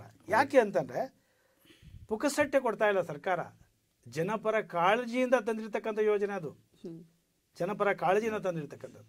ಕರೋನಾ ಕಾಲದಲ್ಲೂ ಕೂಡ ಇವತ್ತು ಅಕ್ಷರ ದಾಸೋಹ ಮಾಡಿದ್ದೀವಿ. ಅವತ್ತು ಅಡುಗೆ ಮಾಡಿ ಉಣಬಡಿಸೋಕ್ಕಾಗಲ್ಲ ಅನ್ನೋ ಉದ್ದೇಶದಿಂದ ಒಂದು ಸಾಮಾಜಿಕ ಅಂತರವನ್ನು ಕಾಪಾಡಿಕೊಂಡು ಮಕ್ಕಳಿಗೆ ಅಲ್ಲಿ ಏನು ಕೊಡ್ತಾ ಇದ್ರು ದವಸ ಧಾನ್ಯ ಯಥಾವತ್ತಾಗಿ ಮಕ್ಕಳ ಮನೆಗೆ ತಲುಪಿಸ್ತಕ್ಕಂಥ ಪ್ರಯತ್ನ ಮಾಡಿದ್ರು ಸ್ವಾಮಿ. ಅದನ್ನು ನೀವು ಗಮನದಲ್ಲಿಟ್ಕೊಳ್ಳಿ. ಆಮೇಲೆ ಅವ್ರು ಬಳಸ್ತಾ ಒಂದು ಮಾತನ್ನು ಹೇಳಿದ್ರು, 20 ಗ್ರಾಮ್ ಒಂದು ಹಾಲಿನ ಪುಡಿ ಪ್ಯಾಕೆಟಲ್ಲಿ 20 ಗ್ರಾಮನ್ನು ಒಂದು ಮಗುಗೆ ತೊಗೊಳ್ತಾರೆ ಅಂತ. ಆಯಿತು, 20 ಗ್ರಾಮು ಹಾಲಿನ ಪುಡಿ, 10 ಗ್ರಾಮ್ ಸಕ್ಕರೆ, ಒಟ್ಟಾರೆ ಸೇರಿಸ್ಬಿಟ್ಟು 150 ml ಹಾಲನ್ನು ನಾವು ಕೊಡ್ತಾ ಇದ್ದೀವಿ ಅಂದಾಗ 150 ml ಹಾಲನ್ನು ಕೊಡ್ತಾ ಇದ್ದೀವಿ ಅಂದರೆ ಅದು ಸತ್ವ ರಹಿತನೋ ಸತ್ವ ಭರಿತನೋ ಅನ್ನೋದನ್ನು ನೀವೇ ಪರವಿಮರ್ಶೆ ಮಾಡ್ಕೋಬೇಕಾಗತ್ತೆ. ಇಲ್ಲಿ ಮತ್ತೊಂದು ವಿಚಾರ ಮೇಡಮ್, ಅವ್ರು ಏನು ಹೇಳ್ತಾ ಇದ್ದಾರೆ ಅಂತಂದರೆ, ಯಾವುದೇ ಒಂದು ಸತ್ವಯುತವಾದ ಆಹಾರ ಇಲ್ಲಿ ಕೊಡೋದಿಲ್ಲ ಅಂತ. ಅವರು ಒಂದು ವಿಚಾರವನ್ನು ನಾನು ಒಪ್ಕೊಳ್ತೀನಿ. ಯಾಕಂದರೆ ನಾನು ಪ್ರಾಥಮಿಕ ಶಾಲೆಯನ್ನು ನನ್ನ SLC ನಾನು ಸರ್ಕಾರಿ ಶಾಲೆಯಲ್ಲೇ ಓದ್ದವನು. ನನ್ನ ಕಾಲಘಟ್ಟದಲ್ಲಿ ನಾನು ಓದ್ತಿದ್ದಂಥ 1ನೇ ತರಗತಿ 2ನೇ ತರಗತಿಯಲ್ಲಿ ಓದ್ತಿದ್ದಂಥ ಸಂದರ್ಭದಲ್ಲಿ ಅಪ್ ಟು 7ನೇ ತರಗತಿವರೆಗೂ ಓದ್ತಕ್ಕಂಥ ಸಂದರ್ಭದಲ್ಲಿ ನಮಗೆ ಅವಾಗ ಆಟೋ ಏನೂ ಇರಲಿಲ್ಲ. ಜಟ್ಕಾ ಗಾಡಿಯಲ್ಲಿ ಒಂದು ಡ್ರಮ್ಮಿನ ಒಂದು ಇದರಲ್ಲಿ ಮಾಡಿರ್ತಕ್ಕಂಥ ಒಂದು ಬಾಕ್ಸಲ್ಲಿ ಉಪ್ಪಿಟ್ಟು ಬರ್ತಾಯಿತ್ತು. ಗೋಧಿ ರವೆಯಿಂದ ಮಾಡಿರ್ತಕ್ಕಂಥ ಉಪ್ಪಿಟ್ಟು. ಮನೆಯಲ್ಲಿ ತಿಂಡಿ ಆಗಿಲ್ಲ, ಊಟ ಆಗಿಲ್ಲ ಅನ್ನೋ ಸಂದರ್ಭದಲ್ಲಿ ಎಷ್ಟೋ ಸಂದರ್ಭದಲ್ಲಿ ನಾನು ಕೂಡ ಅದನ್ನು ತಿಂದಿದ್ದೀನಿ. ಆಗ ತಟ್ಟೆಗಳು ಇರ್ತಾ ಇರಲಿಲ್ಲ ನಮಗೆ. ನಮ್ಮಲ್ಲಿರ್ತಕ್ಕಂಥ ರಫ್ ನೋಟನ್ನು ಕಿತ್ಕೊಂಡೆ ಅದೇ ಒಂದು ಹಾಳೆಯಲ್ಲಿ ಹಾಕ್ಕೊಂಡು ಊಟ ಮಾಡಿರ್ತಕ್ಕಂಥ ಉದಾಹರಣೆ ಇದೆ. ಅವ್ರ ವಿಚಾರ ನನಗೆ ಸರಿ ಅನ್ಸುತ್ತೆ, ಯಾಕಂದರೆ ಅವಾಗ ಹೊಟ್ಟೆ ನೋವು ನನಗೂ ಬಂದಿತ್ತು. ಆದರೆ ಒಪ್ಕೊಂಡಿದ್ದೀನಿ. ಆದರೆ ಅನ್ನೋ ಪ್ರಶ್ನೆ ಇದೆ ಸ್ವಾಮಿ ನನ್ನಲ್ಲಿ. ಮುಂದುವರೆದ ದಿನಗಳಲ್ಲಿ ಇವತ್ತು ಶಿಕ್ಷಣವನ್ನು ಕೊಡ್ತಕ್ಕಂಥದ್ದು, ಪ್ರಾಥಮಿಕ ಶಿಕ್ಷಣ ಕಡ್ಡಾಯ ಮಾಡಿದ ಸರ್ಕಾರ, ಪ್ರಾಥಮಿಕ ಶಿಕ್ಷಣವನ್ನು ಕೊಡದೇ ಇರ್ತಕ್ಕಂಥ ತಂದೆ ತಾಯಿಗಳಿಗೆ ಕಠಿಣ ಶಿಕ್ಷೆ ವಿಧಿಸೋಕ್ಕೆ ಮುಂದಾಗ್ತಕ್ಕಂಥ ಮೂಲಭೂತ ಹಕ್ಕಾಗಿ ಮಾಡಿದ್ದು ಒಂದು ಶಿಕ್ಷಣವನ್ನು, ಪ್ರಾಥಮಿಕ ಶಿಕ್ಷಣವನ್ನು ಕಡ್ಡಾಯವಾಗಿ ಕೊಡಬೇಕು ಅನ್ನೋದನ್ನು ಮೂಲಭೂತ ಕರ್ತವ್ಯವನ್ನಾಗಿ ಮಾಡಿದೆ. ಸೊ ಹಾಗಾಗಿ ಇವತ್ತು ಜನಪರ ಕಾಳಜಿಯಿಂದ ಸರ್ಕಾರ ಇವತ್ತು ಅಕ್ಷರ ದಾಸೋಹ ಯೋಜನೆ, ಕ್ಷೀರಭಾಗ್ಯ ಯೋಜನೆ ತಂದಿದೆ. ಇಲ್ಲಿ ಒಂದು ಅಂಶನ ಹೇಳ್ತೀನಿ, ಒಂದು ಮಾತು ಹೇಳಿ, ದಿನಕ್ಕೊಂದು ಮೊಟ್ಟೆ ತುಂಬುವುದು ಹೊಟ್ಟೆ. ಎಷ್ಟು ಉತ್ತಮವಾದಂಥ ಒಂದು ಹೇಳಿಕೆ ಇದು. ಇವತ್ತು ದಿನಕ್ಕೊಂದು ಮೊಟ್ಟೆ ಕೊಡ್ತಾ ಇದೆ ಸರ್ಕಾರ. ಆ ಮೊಟ್ಟೆ ಕೊಡ್ತಿರೋ ಅಲ್ಲೂ ಏನಾದರೂ ಕಲ್ಮಶ ಹುಡುಕ್ತೀರಾ? ಅಲ್ಲಿ ಆ ಬೇರೆ ಕೋಳಿಯಿಂದ ಬಂದಿದ್ದು, ಆ ಕೋಳಿಯಲ್ಲಿ ಅಂಥ ಸತ್ವ ಇಲ್ಲ, ನಾಟಿ ಕೋಳಿ ಮೊಟ್ಟೆ ಕೊಡಿ ಅಂತ ಕೇಳ್ತೀರಾ ಸ್ವಾಮಿ ನೀವು? ಹೇಳ್ತೀನಿ, ಆಮೇಲೆ ಕೇಳಿ. ಇದು ಮೊಟ್ಟೆಯಲ್ಲಿ ಸತ್ವ ಇದೆ. ಆಮೇಲೆ ಈಗ ನಾನು ಅವ್ರನ್ನಲ್ಲೇ ಪ್ರಶ್ನೆ ಮಾಡ್ತಕ್ಕಂಥ ವಿಚಾರ, ಈಗ ಅವ್ರ ತಾಯಿ ಇದ್ದರೂ ಕೂಡ ಇವತ್ತು ಅವ್ರ ತಾಯಿ ಇದರಿಂದ ಡೈರಿಯಿಂದ ಒಂದು ನೀಲಿ ಪ್ಯಾಕೆಟು ಅಥವಾ ಕೆಂಪು ಪ್ಯಾಕೆಟು ತರ್ತಾಯಿದ್ರು. ತಂದು ನಮ್ಮ ಮನೆಯಲ್ಲೂ ಮಾಡೋದೇ, ನಿಮ್ಮ ಮನೆಯಲ್ಲೂ ಮಾಡೋದೇ, ವೀಕ್ಷಕರ ಮನೆಯಲ್ಲೂ ಮಾಡ್ತಕ್ಕಂಥದ್ದು ಅದೇ ಕೆಲಸ. ಹಾಲಿನ ಪ್ಯಾಕೆಟನ್ನು ಕಟ್ ಮಾಡ್ತೀವಿ, ಒಂದು ಪಾತ್ರೆಗೆ ಹಾಕ್ತೀವಿ, ಅಷ್ಟೇ ಪ್ರಮಾಣದ ನೀರಲ್ಲ ಅದು, ಅದರ 2ರಷ್ಟು ಪ್ರಮಾಣದ ನೀರನ್ನು ಮತ್ತೆ ಹಾಕ್ತೀವಿ ಅದಕ್ಕೆ. ಅದು ಹಾಲು ಅಥವಾ ನೀರಿಗೆ ಹಾಲು ಹಾಕ್ತಿರೋ ಅಥವಾ ಹಾಲಿಗೆ ನೀರು ಹಾಕ್ತಿರೋ ಅಂತ ಪ್ರಶ್ನೆ ಮಾಡ್ಕೋಬೇಕು ನೀವು. ನಿಮ್ಮ ಮನೆಯಲ್ಲೂ ಕೂಡ ಕುಡಿತಕ್ಕಂಥ ಹಾಲು ಯಾವ ಮಟ್ಟಿಗೆ ಇರುತ್ತೆ ಅಂತ ಅಂದ್ರೆ ವರ್ತನೆ ತಗೊಳ್ತಿರಲ್ಲ ಹಾಲು, ಅದೇ ಆಗಿರುತ್ತೆ. ಅದೆಲ್ಲದಕ್ಕಿಂತ ಮೀರಿರ್ತಕ್ಕಂಥ ಸತ್ವಭರಿತ ಹಾಲು ನಮ್ಮ ಸರ್ಕಾರಿ ಶಾಲೆಯ ಮಕ್ಕಳಿಗೆ ನಾವು ಕೊಡ್ತಾ ಇದೀವಿ. ಖುಷಿಯಿಂದ ಆ ಮಕ್ಕಳು ಕುಡಿತಿರ್ತಾರಲ್ಲ ಸ್ವಾಮಿ, ಆ ಕುಡಿತಿರೋ ಸಂದರ್ಭದಲ್ಲಿ ಅವ್ರ ಮುಖದಲ್ಲಿ ಬರ್ತಕ್ಕಂಥ ಆಹ್ಲಾದಕರ ನಗು ಇದೆಯಲ್ಲ, ಆ ನಗುವೇ ತೋರಿಸುತ್ತೆ ಆ ಹಾಲಲ್ಲಿ ಸತ್ವ ಇದೆಯೋ ಇಲ್ಲೋ ಅಂತ. ವ್ಯಂಗ್ಯ ನಗು ಅಲ್ಲ, ಮಕ್ಕಳಲ್ಲಿ ವ್ಯಂಗ್ಯತೆ ಬರೋದೇ ಇಲ್ಲ, ಅಲ್ಲಿ ಸಂತೃಪ್ತನಾಗೆ ಬರ್ತದೆ. ಆಮೇಲೆ ಆ ಹಾಲು ತೆಗೆದುಕೊಂಡಾದಂಥ ಮಕ್ಕಳು ಪ್ರೇಯರನ್ನ ಮಾಡಿ ಪ್ರೇಯರ್ ನಂತರ ವಿದ್ಯಾಭ್ಯಾಸದ ಕಡೆಗೆ, ತರಗತಿ ಕಡೆ ಮುಂದಾಗ್ತಾರೆ. ಆ ಮುಖದಲ್ಲಿ ಎಷ್ಟು ಇದು ವಿಚಾರ ಇರುತ್ತೆ, ಲವಲವಿಕೆ ಇರುತ್ತೆ. ಸೊ ಇದು ಅದೇ ರೀತಿ ನಾನು ಇನ್ನೊಂದು ಮಾತಾಡ್ತೀನಿ. ಸರ್ಕಾರ ಏನಾದರೂ ಒಂದು HMಗೆ ಅಥವಾ ಸರ್ಕಾರಿ ಶಾಲೆಯಲ್ಲಿ ಬಿಸಿ ಊಟದವನ್ನು ಮೇಲ್ವಿಚಾರಣೆ ಮಾಡ್ತಕ್ಕಂಥ ಶಿಕ್ಷಕನಿಗೆ ಎಷ್ಟು ಮಟ್ಟಿಗೆ ನಿಗಾ ಇಟ್ಟಿದೆ ಅಂತಂದರೆ, ಅವನು ಪ್ರತಿಯೊಂದಕ್ಕೂ ಲೆಕ್ಕ ಕೊಡಬೇಕಾಗತ್ತೆ. ಅಲ್ಲಿ ಉಗ್ರಾಣದಲ್ಲಿ ಶಾಲೆಯ ಉಗ್ರಾಣದಲ್ಲಿ ಕಡಿಮೆನೂ ಇರಬಾರ್ದು, ಹೆಚ್ಚು ಇರಬಾರ್ದು. ಕಡಿಮೆ ಇದ್ರೆ ಉತ್ತರ ಕೊಡಬೇಕು, ಹೆಚ್ಚಿದ್ರೆ ನೀನು ಮಾಡಿಲ್ಲ ಅನ್ನೋಕ್ಕೂ ಉತ್ತರ ಕೊಡಬೇಕು. ಅಂಥ ಕಾಳಜಿಯಿಂದ ಸರ್ಕಾರ ಈ ಬಿಸಿ ಊಟದ ಯೋಜನೆಯನ್ನು ಮಾಡ್ತಾ ಇದೆ ಅಂತಂದರೆ, ಕೊರೋನಾ ಕಾಲದಲ್ಲಿ ಬಿಡ್ರಿ ಸ್ವಾಮಿ, ಕರೋನಾ ಕಾಲದಲ್ಲಿ ಬಿಡಿ, ಇವತ್ತು ಸರ್ಕಾರಿ ಶಾಲೆಗಳ ಕಡೆಗೆ ಜನ ಮುಖ ಮಾಡ್ತಿದ್ದಾರೆ ಅಂತಂದ್ರೆ ಅದಕ್ಕೆ ಕಾರಣನೇ ನಾವು ಕೊಡ್ತಕ್ಕಂಥ ಸತ್ವಭರಿತ ಆಹಾರ ಪದ್ಧತಿಗೆ. ಹಾಗಾಗಿ ಆಹಾರದಲ್ಲಿ ಪೌಷ್ಟಿಕತೆ ಇದೆ. ಆಮೇಲೆ ಮತ್ತೊಂದು ಅಂಶ ಹೇಳ್ತಾ ಇದ್ದೀನಿ, ಬರ್ತೀನಿ ಸರ್, ಮತ್ತೆ ಬರ್ತೀನಿ. ಮೇಡಮ್, ಸತೀಶ್ ಸರ್ ಅವರು ಉದಾಹರಣೆಗಳನ್ನ ಕೊಡ್ತಾ ಯಾವ ರೀತಿ ಸರ್ಕಾರಿ ಶಾಲೆಗಳು ಊಟವನ್ನು ಕೊಡ್ತಾ ಇದೆ, ಬಿಸಿ ಊಟವನ್ನು ಕೊಡ್ತಾ ಇದೆ, ಹಾಲು ಕೊಡ್ತಾ ಇದೆ, ಅದನ್ನೆಲ್ಲ ಯಾವ ಪ್ರಮಾಣದಲ್ಲಿ ಕೊಡ್ತಾ ಇದ್ದಾರೆ, ಅದನ್ನ ನಿಮ್ಮ ಮನೆಯ ಊಟಕ್ಕೆ ಹೋಲಿಕೆ ಮಾಡಿದಾಗ, ಎರಡನ್ನೂ ಹೋಲಿಕೆ ಮಾಡಿದಾಗ ಯಾವುದರಲ್ಲಿ ನೀವು ಭಿನ್ನತೆಯನ್ನ ಕಾಣಲಿಕ್ಕೆ ಸಾಧ್ಯ ಅನ್ನೋದನ್ನು ಕೂಡ ಅವರು ಹೇಳ್ತಾ ತಮ್ಮ ವಾದವನ್ನ ಮಂಡನೆ ಮಾಡಿದ್ದಾರೆ. ಅವರ ವಾದಕ್ಕೆ ಹಸೀನಾ ಮೇಡಮ್ ಅವರು ಏನ್ ಹೇಳ್ತಾರೆ? ಸಮಸ್ತ ಶ್ರೀ ಬಸವ ವಾಹಿನಿಯ ವೀಕ್ಷಕರಿಗೆ ಶರಣಾರ್ಥಿ. ವೀಕ್ಷಕರೇ, ಇವತ್ತು ಒಂದೊಳ್ಳೆಯ ವಿಷಯವನ್ನು ತಗೊಂಡು ನಾವು ಚರ್ಚೆ ಮಾಡ್ತಿದ್ದೀವಿ. ಸರ್ಕಾರಿ ಶಾಲೆಗಳಲ್ಲಿ ಪೌಷ್ಟಿಕ ಆಹಾರ ಕೊಡ್ತಾ ಇದ್ದೀರಾ ಅಂತ ನಾನು ಹೇಳ್ತಾ ಇದ್ದೀನಿ, ಕೊಡ್ತಾ ಇಲ್ಲ ಅಂತ. ಅದಕ್ಕೆ ಕಾರಣನೂ ಹೇಳ್ತೀನಿ. ಆಹಾರ ಅಂದರೆ ಏನು? ಸರ್ಕಾರಿ ಶಾಲೆಗಳಲ್ಲಿ ಆಹಾರ ಕೊಡ್ತಾ ಇದ್ದಾರೆ, ಆದರೆ ಪೌಷ್ಟಿಕಾಹಾರ ಕೊಡ್ತಿದಾರ ಇಲ್ಲೋ ಅನ್ನೋದ್ರ ಬಗ್ಗೆ ನಾವು ಒಂದಿಷ್ಟು ಅದನ್ನ ಇದು ಮಾಡಬೇಕಾಗಿದೆ, ಪರೀಕ್ಷಿಸಬೇಕಾಗಿದೆ. ಸತ್ಯ ಕಂಡ್ರು ಪರಾಮರ್ಶಿಸಿ ನೋಡು ಅಂತ ಹಿರಿಯರು ಹೇಳಿದ್ದಾರೆ. ಈಗ ಅವರಿಬ್ರು ಸತ್ಯ ಹೇಳಿದ್ದಾರೆ, ಅಂದ್ರೆ ಅವರು ಕೊಡ್ತಿದ್ದಾರೆ ಅಂತ. ಈಗ ಪರಾಮರ್ಶಿಸಿ ನೋಡ್ಬೇಕು. ಯಾಕೆ ಅಂತಂದ್ರೆ ಆಹಾರ ಅಂದ್ರೆ ಏನು, ಸತ್ಯ ಹೇಳಿದೆ ಅಂತ ಒಪ್ಕೊಂಡ್ರಲ್ಲ, ಹಾಗಲ್ಲ, ಕೊಡ್ತಿದೀವಿ ಅಂತ ತಾವು ಹೇಳ್ತಿರೋದು. ಅದಕ್ಕೆ ನಾವು ಸತ್ಯ ಕೊಡ್ತಿದ್ದೀರಾ ನೀವು, ಆದ್ರೆ ಏನ್ ಕೊಡ್ತಿದ್ದೀರಾ ಅನ್ನೋದೇ ಪರಾಮರ್ಶೆ. ಇವತ್ತು ಪೌಷ್ಟಿಕಾಹಾರ, ಹಾಗಾದ್ರೆ ಆಹಾರ ಅಂದ್ರೆ ಏನು? ಕೇವಲ ಅಕ್ಕಿ, ಬೇಳೆ, ಹಾಲು ಅಷ್ಟೇನಾ ಆಹಾರ? ಇವತ್ತು ಮನುಷ್ಯಂಗೆ ಬದುಕಕ್ಕೆ, ಅದರಲ್ಲೂ ಮಕ್ಕಳಿಗೆ, ಅದಕ್ಕೆ ಹೇಳ್ತಾರೆ ನಮ್ಮ ಹಿರಿಯರು, ಅಜ್ಜಿ ಹೇಳ್ತಿದ್ರು, ನೀನ್ ಏನ್ 15 ವರ್ಷದ ತನಕ ಊಟ ಮಾಡ್ತೀಯೋ ಅದು ನೀನ್ 80 ವರ್ಷಕ್ಕೆ ಬರೋದು ಅಂತ ಹೇಳಿ ಹಿರಿಯರು ಹೇಳ್ತಿದ್ರು. ನಾವು ನಮ್ಮ ಯೌವನದವರೆಗೆ ಏನನ್ನ ತಿಂತೀವೋ ಅದು ನಮ್ಮ ವೃದ್ಧಾಪ್ಯದಲ್ಲಿ ಅದು ಬರುತ್ತೆ. ಯಾಕಂತಂದ್ರೆ ಇವತ್ತು ಆ ಮಗುವಿನ ಮಾನಸಿಕ ಮತ್ತು ದೈಹಿಕ ಬೆಳವಣಿಗೆಗೆ ಯಾವ ತರಹದ ಆಹಾರ ಬೇಕು. ಇವತ್ತು ಒಂದು ಸರ್ಕಾರಿ ಶಾಲೆಗಳಲ್ಲಿ, ಅದರಲ್ಲೂ ಭಾರತದಂತಹ ಅಭಿವೃದ್ಧಿ ಹೊಂದುತ್ತಿರುವಂತಹ ದೇಶದಲ್ಲಿ ಇವತ್ತು ಶಾಲೆಗಳಲ್ಲಿ ಮಕ್ಕಳು, ಅದರಲ್ಲೂ ಸರ್ಕಾರಿ ಶಾಲೆ ಅಂತಂದ್ರೆ ಮಧ್ಯಮ ವರ್ಗದ ಮಕ್ಕಳು ಅಲ್ಲಿರ್ತಾರೆ, ಅವರಿಗೆ ಇವತ್ತು ಬಿಸಿ ಊಟ ಯೋಜನೆ, ಕ್ಷೀರ ಭಾಗ್ಯ ಯೋಜನೆ, ಮೊಟ್ಟೆ ಈ ಥರದ್ದೆಲ್ಲ ಕೊಡ್ತಿದ್ದಾರೆ ಅಂದರೆ ಅದರದ್ದು ಪ್ರಮಾಣ ಏನಿದೆ? ಹಾಗಿದ್ರೆ ಅಷ್ಟೇ ಸಾಕಾ ಅಂತ ನನ್ನ ಪ್ರಶ್ನೆ. ಇವತ್ತು ಮಗುವಿನ ಮಾನಸಿಕ ಮತ್ತು ದೈಹಿಕ ಬೆಳವಣಿಗೆಗೆ ಆಹಾರ ಅನ್ನೋದು ತುಂಬ ಇಂಪಾರ್ಟೆಂಟು. ಆಹಾರ ಅನ್ನುವಂಥದ್ದು ಯಾವ್ಯಾವ್ದ್ರಲ್ಲಿದೆ? ಸುಮಾರು 2000 ಸಸ್ಯಗಳನ್ನು ಆಹಾರಕ್ಕೆ ಬಳಸ್ತಿದ್ರಂತೆ. ಸಸ್ಯಗಳನ್ನು ಬಳಸ್ತಾರೆ, ತರಕಾರಿ, ಹಣ್ಣು, ಬೇರೆ ಬೇರೆ ಎಣ್ಣೆ, ಕಾಳುಗಳು, ಬೀಜಗಳು, ಪ್ರೋಟೀನು. ನೀವು ಯಾವುದೇ ಕಾಳು ತಗೊಂಡ್ರು ಪ್ರೋಟೀನ್ ಸಿಗತ್ತೆ. ಈ ಥರದ್ದೆಲ್ಲ ನೋಡಬೇಕಾದ್ರೆ ನಾವು ಆಹಾರ ಏನು, ಪೌಷ್ಟಿಕಾಹಾರ ಏನು ಅಂತ ಇವತ್ತು ನಮ್ಮ ಎದುರಾಳಿಯವರಿಗೆ ನಾನು ಹೇಳ್ಕೊಡ್ಬೇಕಾಗಿದೆ. ಯಾಕಂತಂದ್ರೆ ಅವರು ಕೊಡ್ತಿರೋ ಅಕ್ಕಿ, ಬೇಳೆ, ಹಾಲೇ ಪೌಷ್ಟಿಕಾಹಾರ ಅಂತ ತಿಳ್ಕೊಂಡಿದ್ದಾರೆ. ನೋಡ್ರಿ, ಇವತ್ತು ಪೌಷ್ಟಿಕಾಹಾರ ಒಂದು ಮಗುವಿನ ಮಾನಸಿಕ ಮತ್ತು ದೈಹಿಕ ಬೆಳವಣಿಗೆಗೆ ಯಾವ್ಯಾವ ಥರದ ಆಹಾರ ಬೇಕು ಅಂದರೆ, ಮೊದಲಿಗೆ ಪ್ರೋಟೀನ್ ಬೇಕು, ಕಾರ್ಬೋಹೈಡ್ರೇಟ್ಸ್ ಬೇಕು, ನ್ಯೂಟ್ರಿಯೆಂಟ್ಸ್ ಬೇಕು, ಕೊಬ್ಬು ಬೇಕು, ಜೀವಸತ್ವಗಳು ಬೇಕು, ಖನಿಜಗಳು ಬೇಕು, ಫೈಬರ್ ಬೇಕು, ಕ್ಯಾಲ್ಶಿಯಂ ಬೇಕು. ಎಲ್ಲದಕ್ಕಿಂತ ಹೆಚ್ಚಾಗಿ ಒಂದು ಮಗುವಿನ ಇಡೀ ದಿನನಿತ್ಯದ ಜೀವಕ್ಕೆ 2 ರಿಂದ 3 ಲೀಟ್ರ್ ಶಾಲೆಯಲ್ಲಿ ಇರಬೇಕಾದ್ರೆ ಒಳ್ಳೆಯ ಶುದ್ಧ ನೀರು ಕುಡಿಬೇಕದು. ಇವತ್ತು ಅದಷ್ಟು ಇದ್ರೆ ಮಾತ್ರ ಪೌಷ್ಟಿಕ ಆಹಾರ ಅಂತ. ನಾವು ಫೀಲ್ಡ್ ವರ್ಕಿಗೆ ಹೋಗ್ತಾ ಇದ್ವಿ, ಈ ಥರದ್ದೆಲ್ಲ ಗ್ರಾಮ ಪಂಚಾಯತಿ, ಅದು ಸ್ವಸಹಾಯ ಸಂಘದ್ದು ಸ್ಕೂಲ್ಗಳಲ್ಲೇ ನಮ್ದೆಲ್ಲ ವಾಸ್ತವ್ಯ ಇಡೀ ದಿವಸ. ಆ ಸ್ಕೂಲ್ಗಳಲ್ಲಿ ಹೋದ್ರೆ ಟ್ಯಾಂಕಿ ಹತ್ರ ನೀರು ನೋಡಕ್ಕಾಗ್ತಿದ್ದಿಲ್ಲ. ಯಾಕೆ ಅಂತಂದ್ರೆ ಸೊಳ್ಳೆಗಳೆಲ್ಲ ಓಡಾಡವು.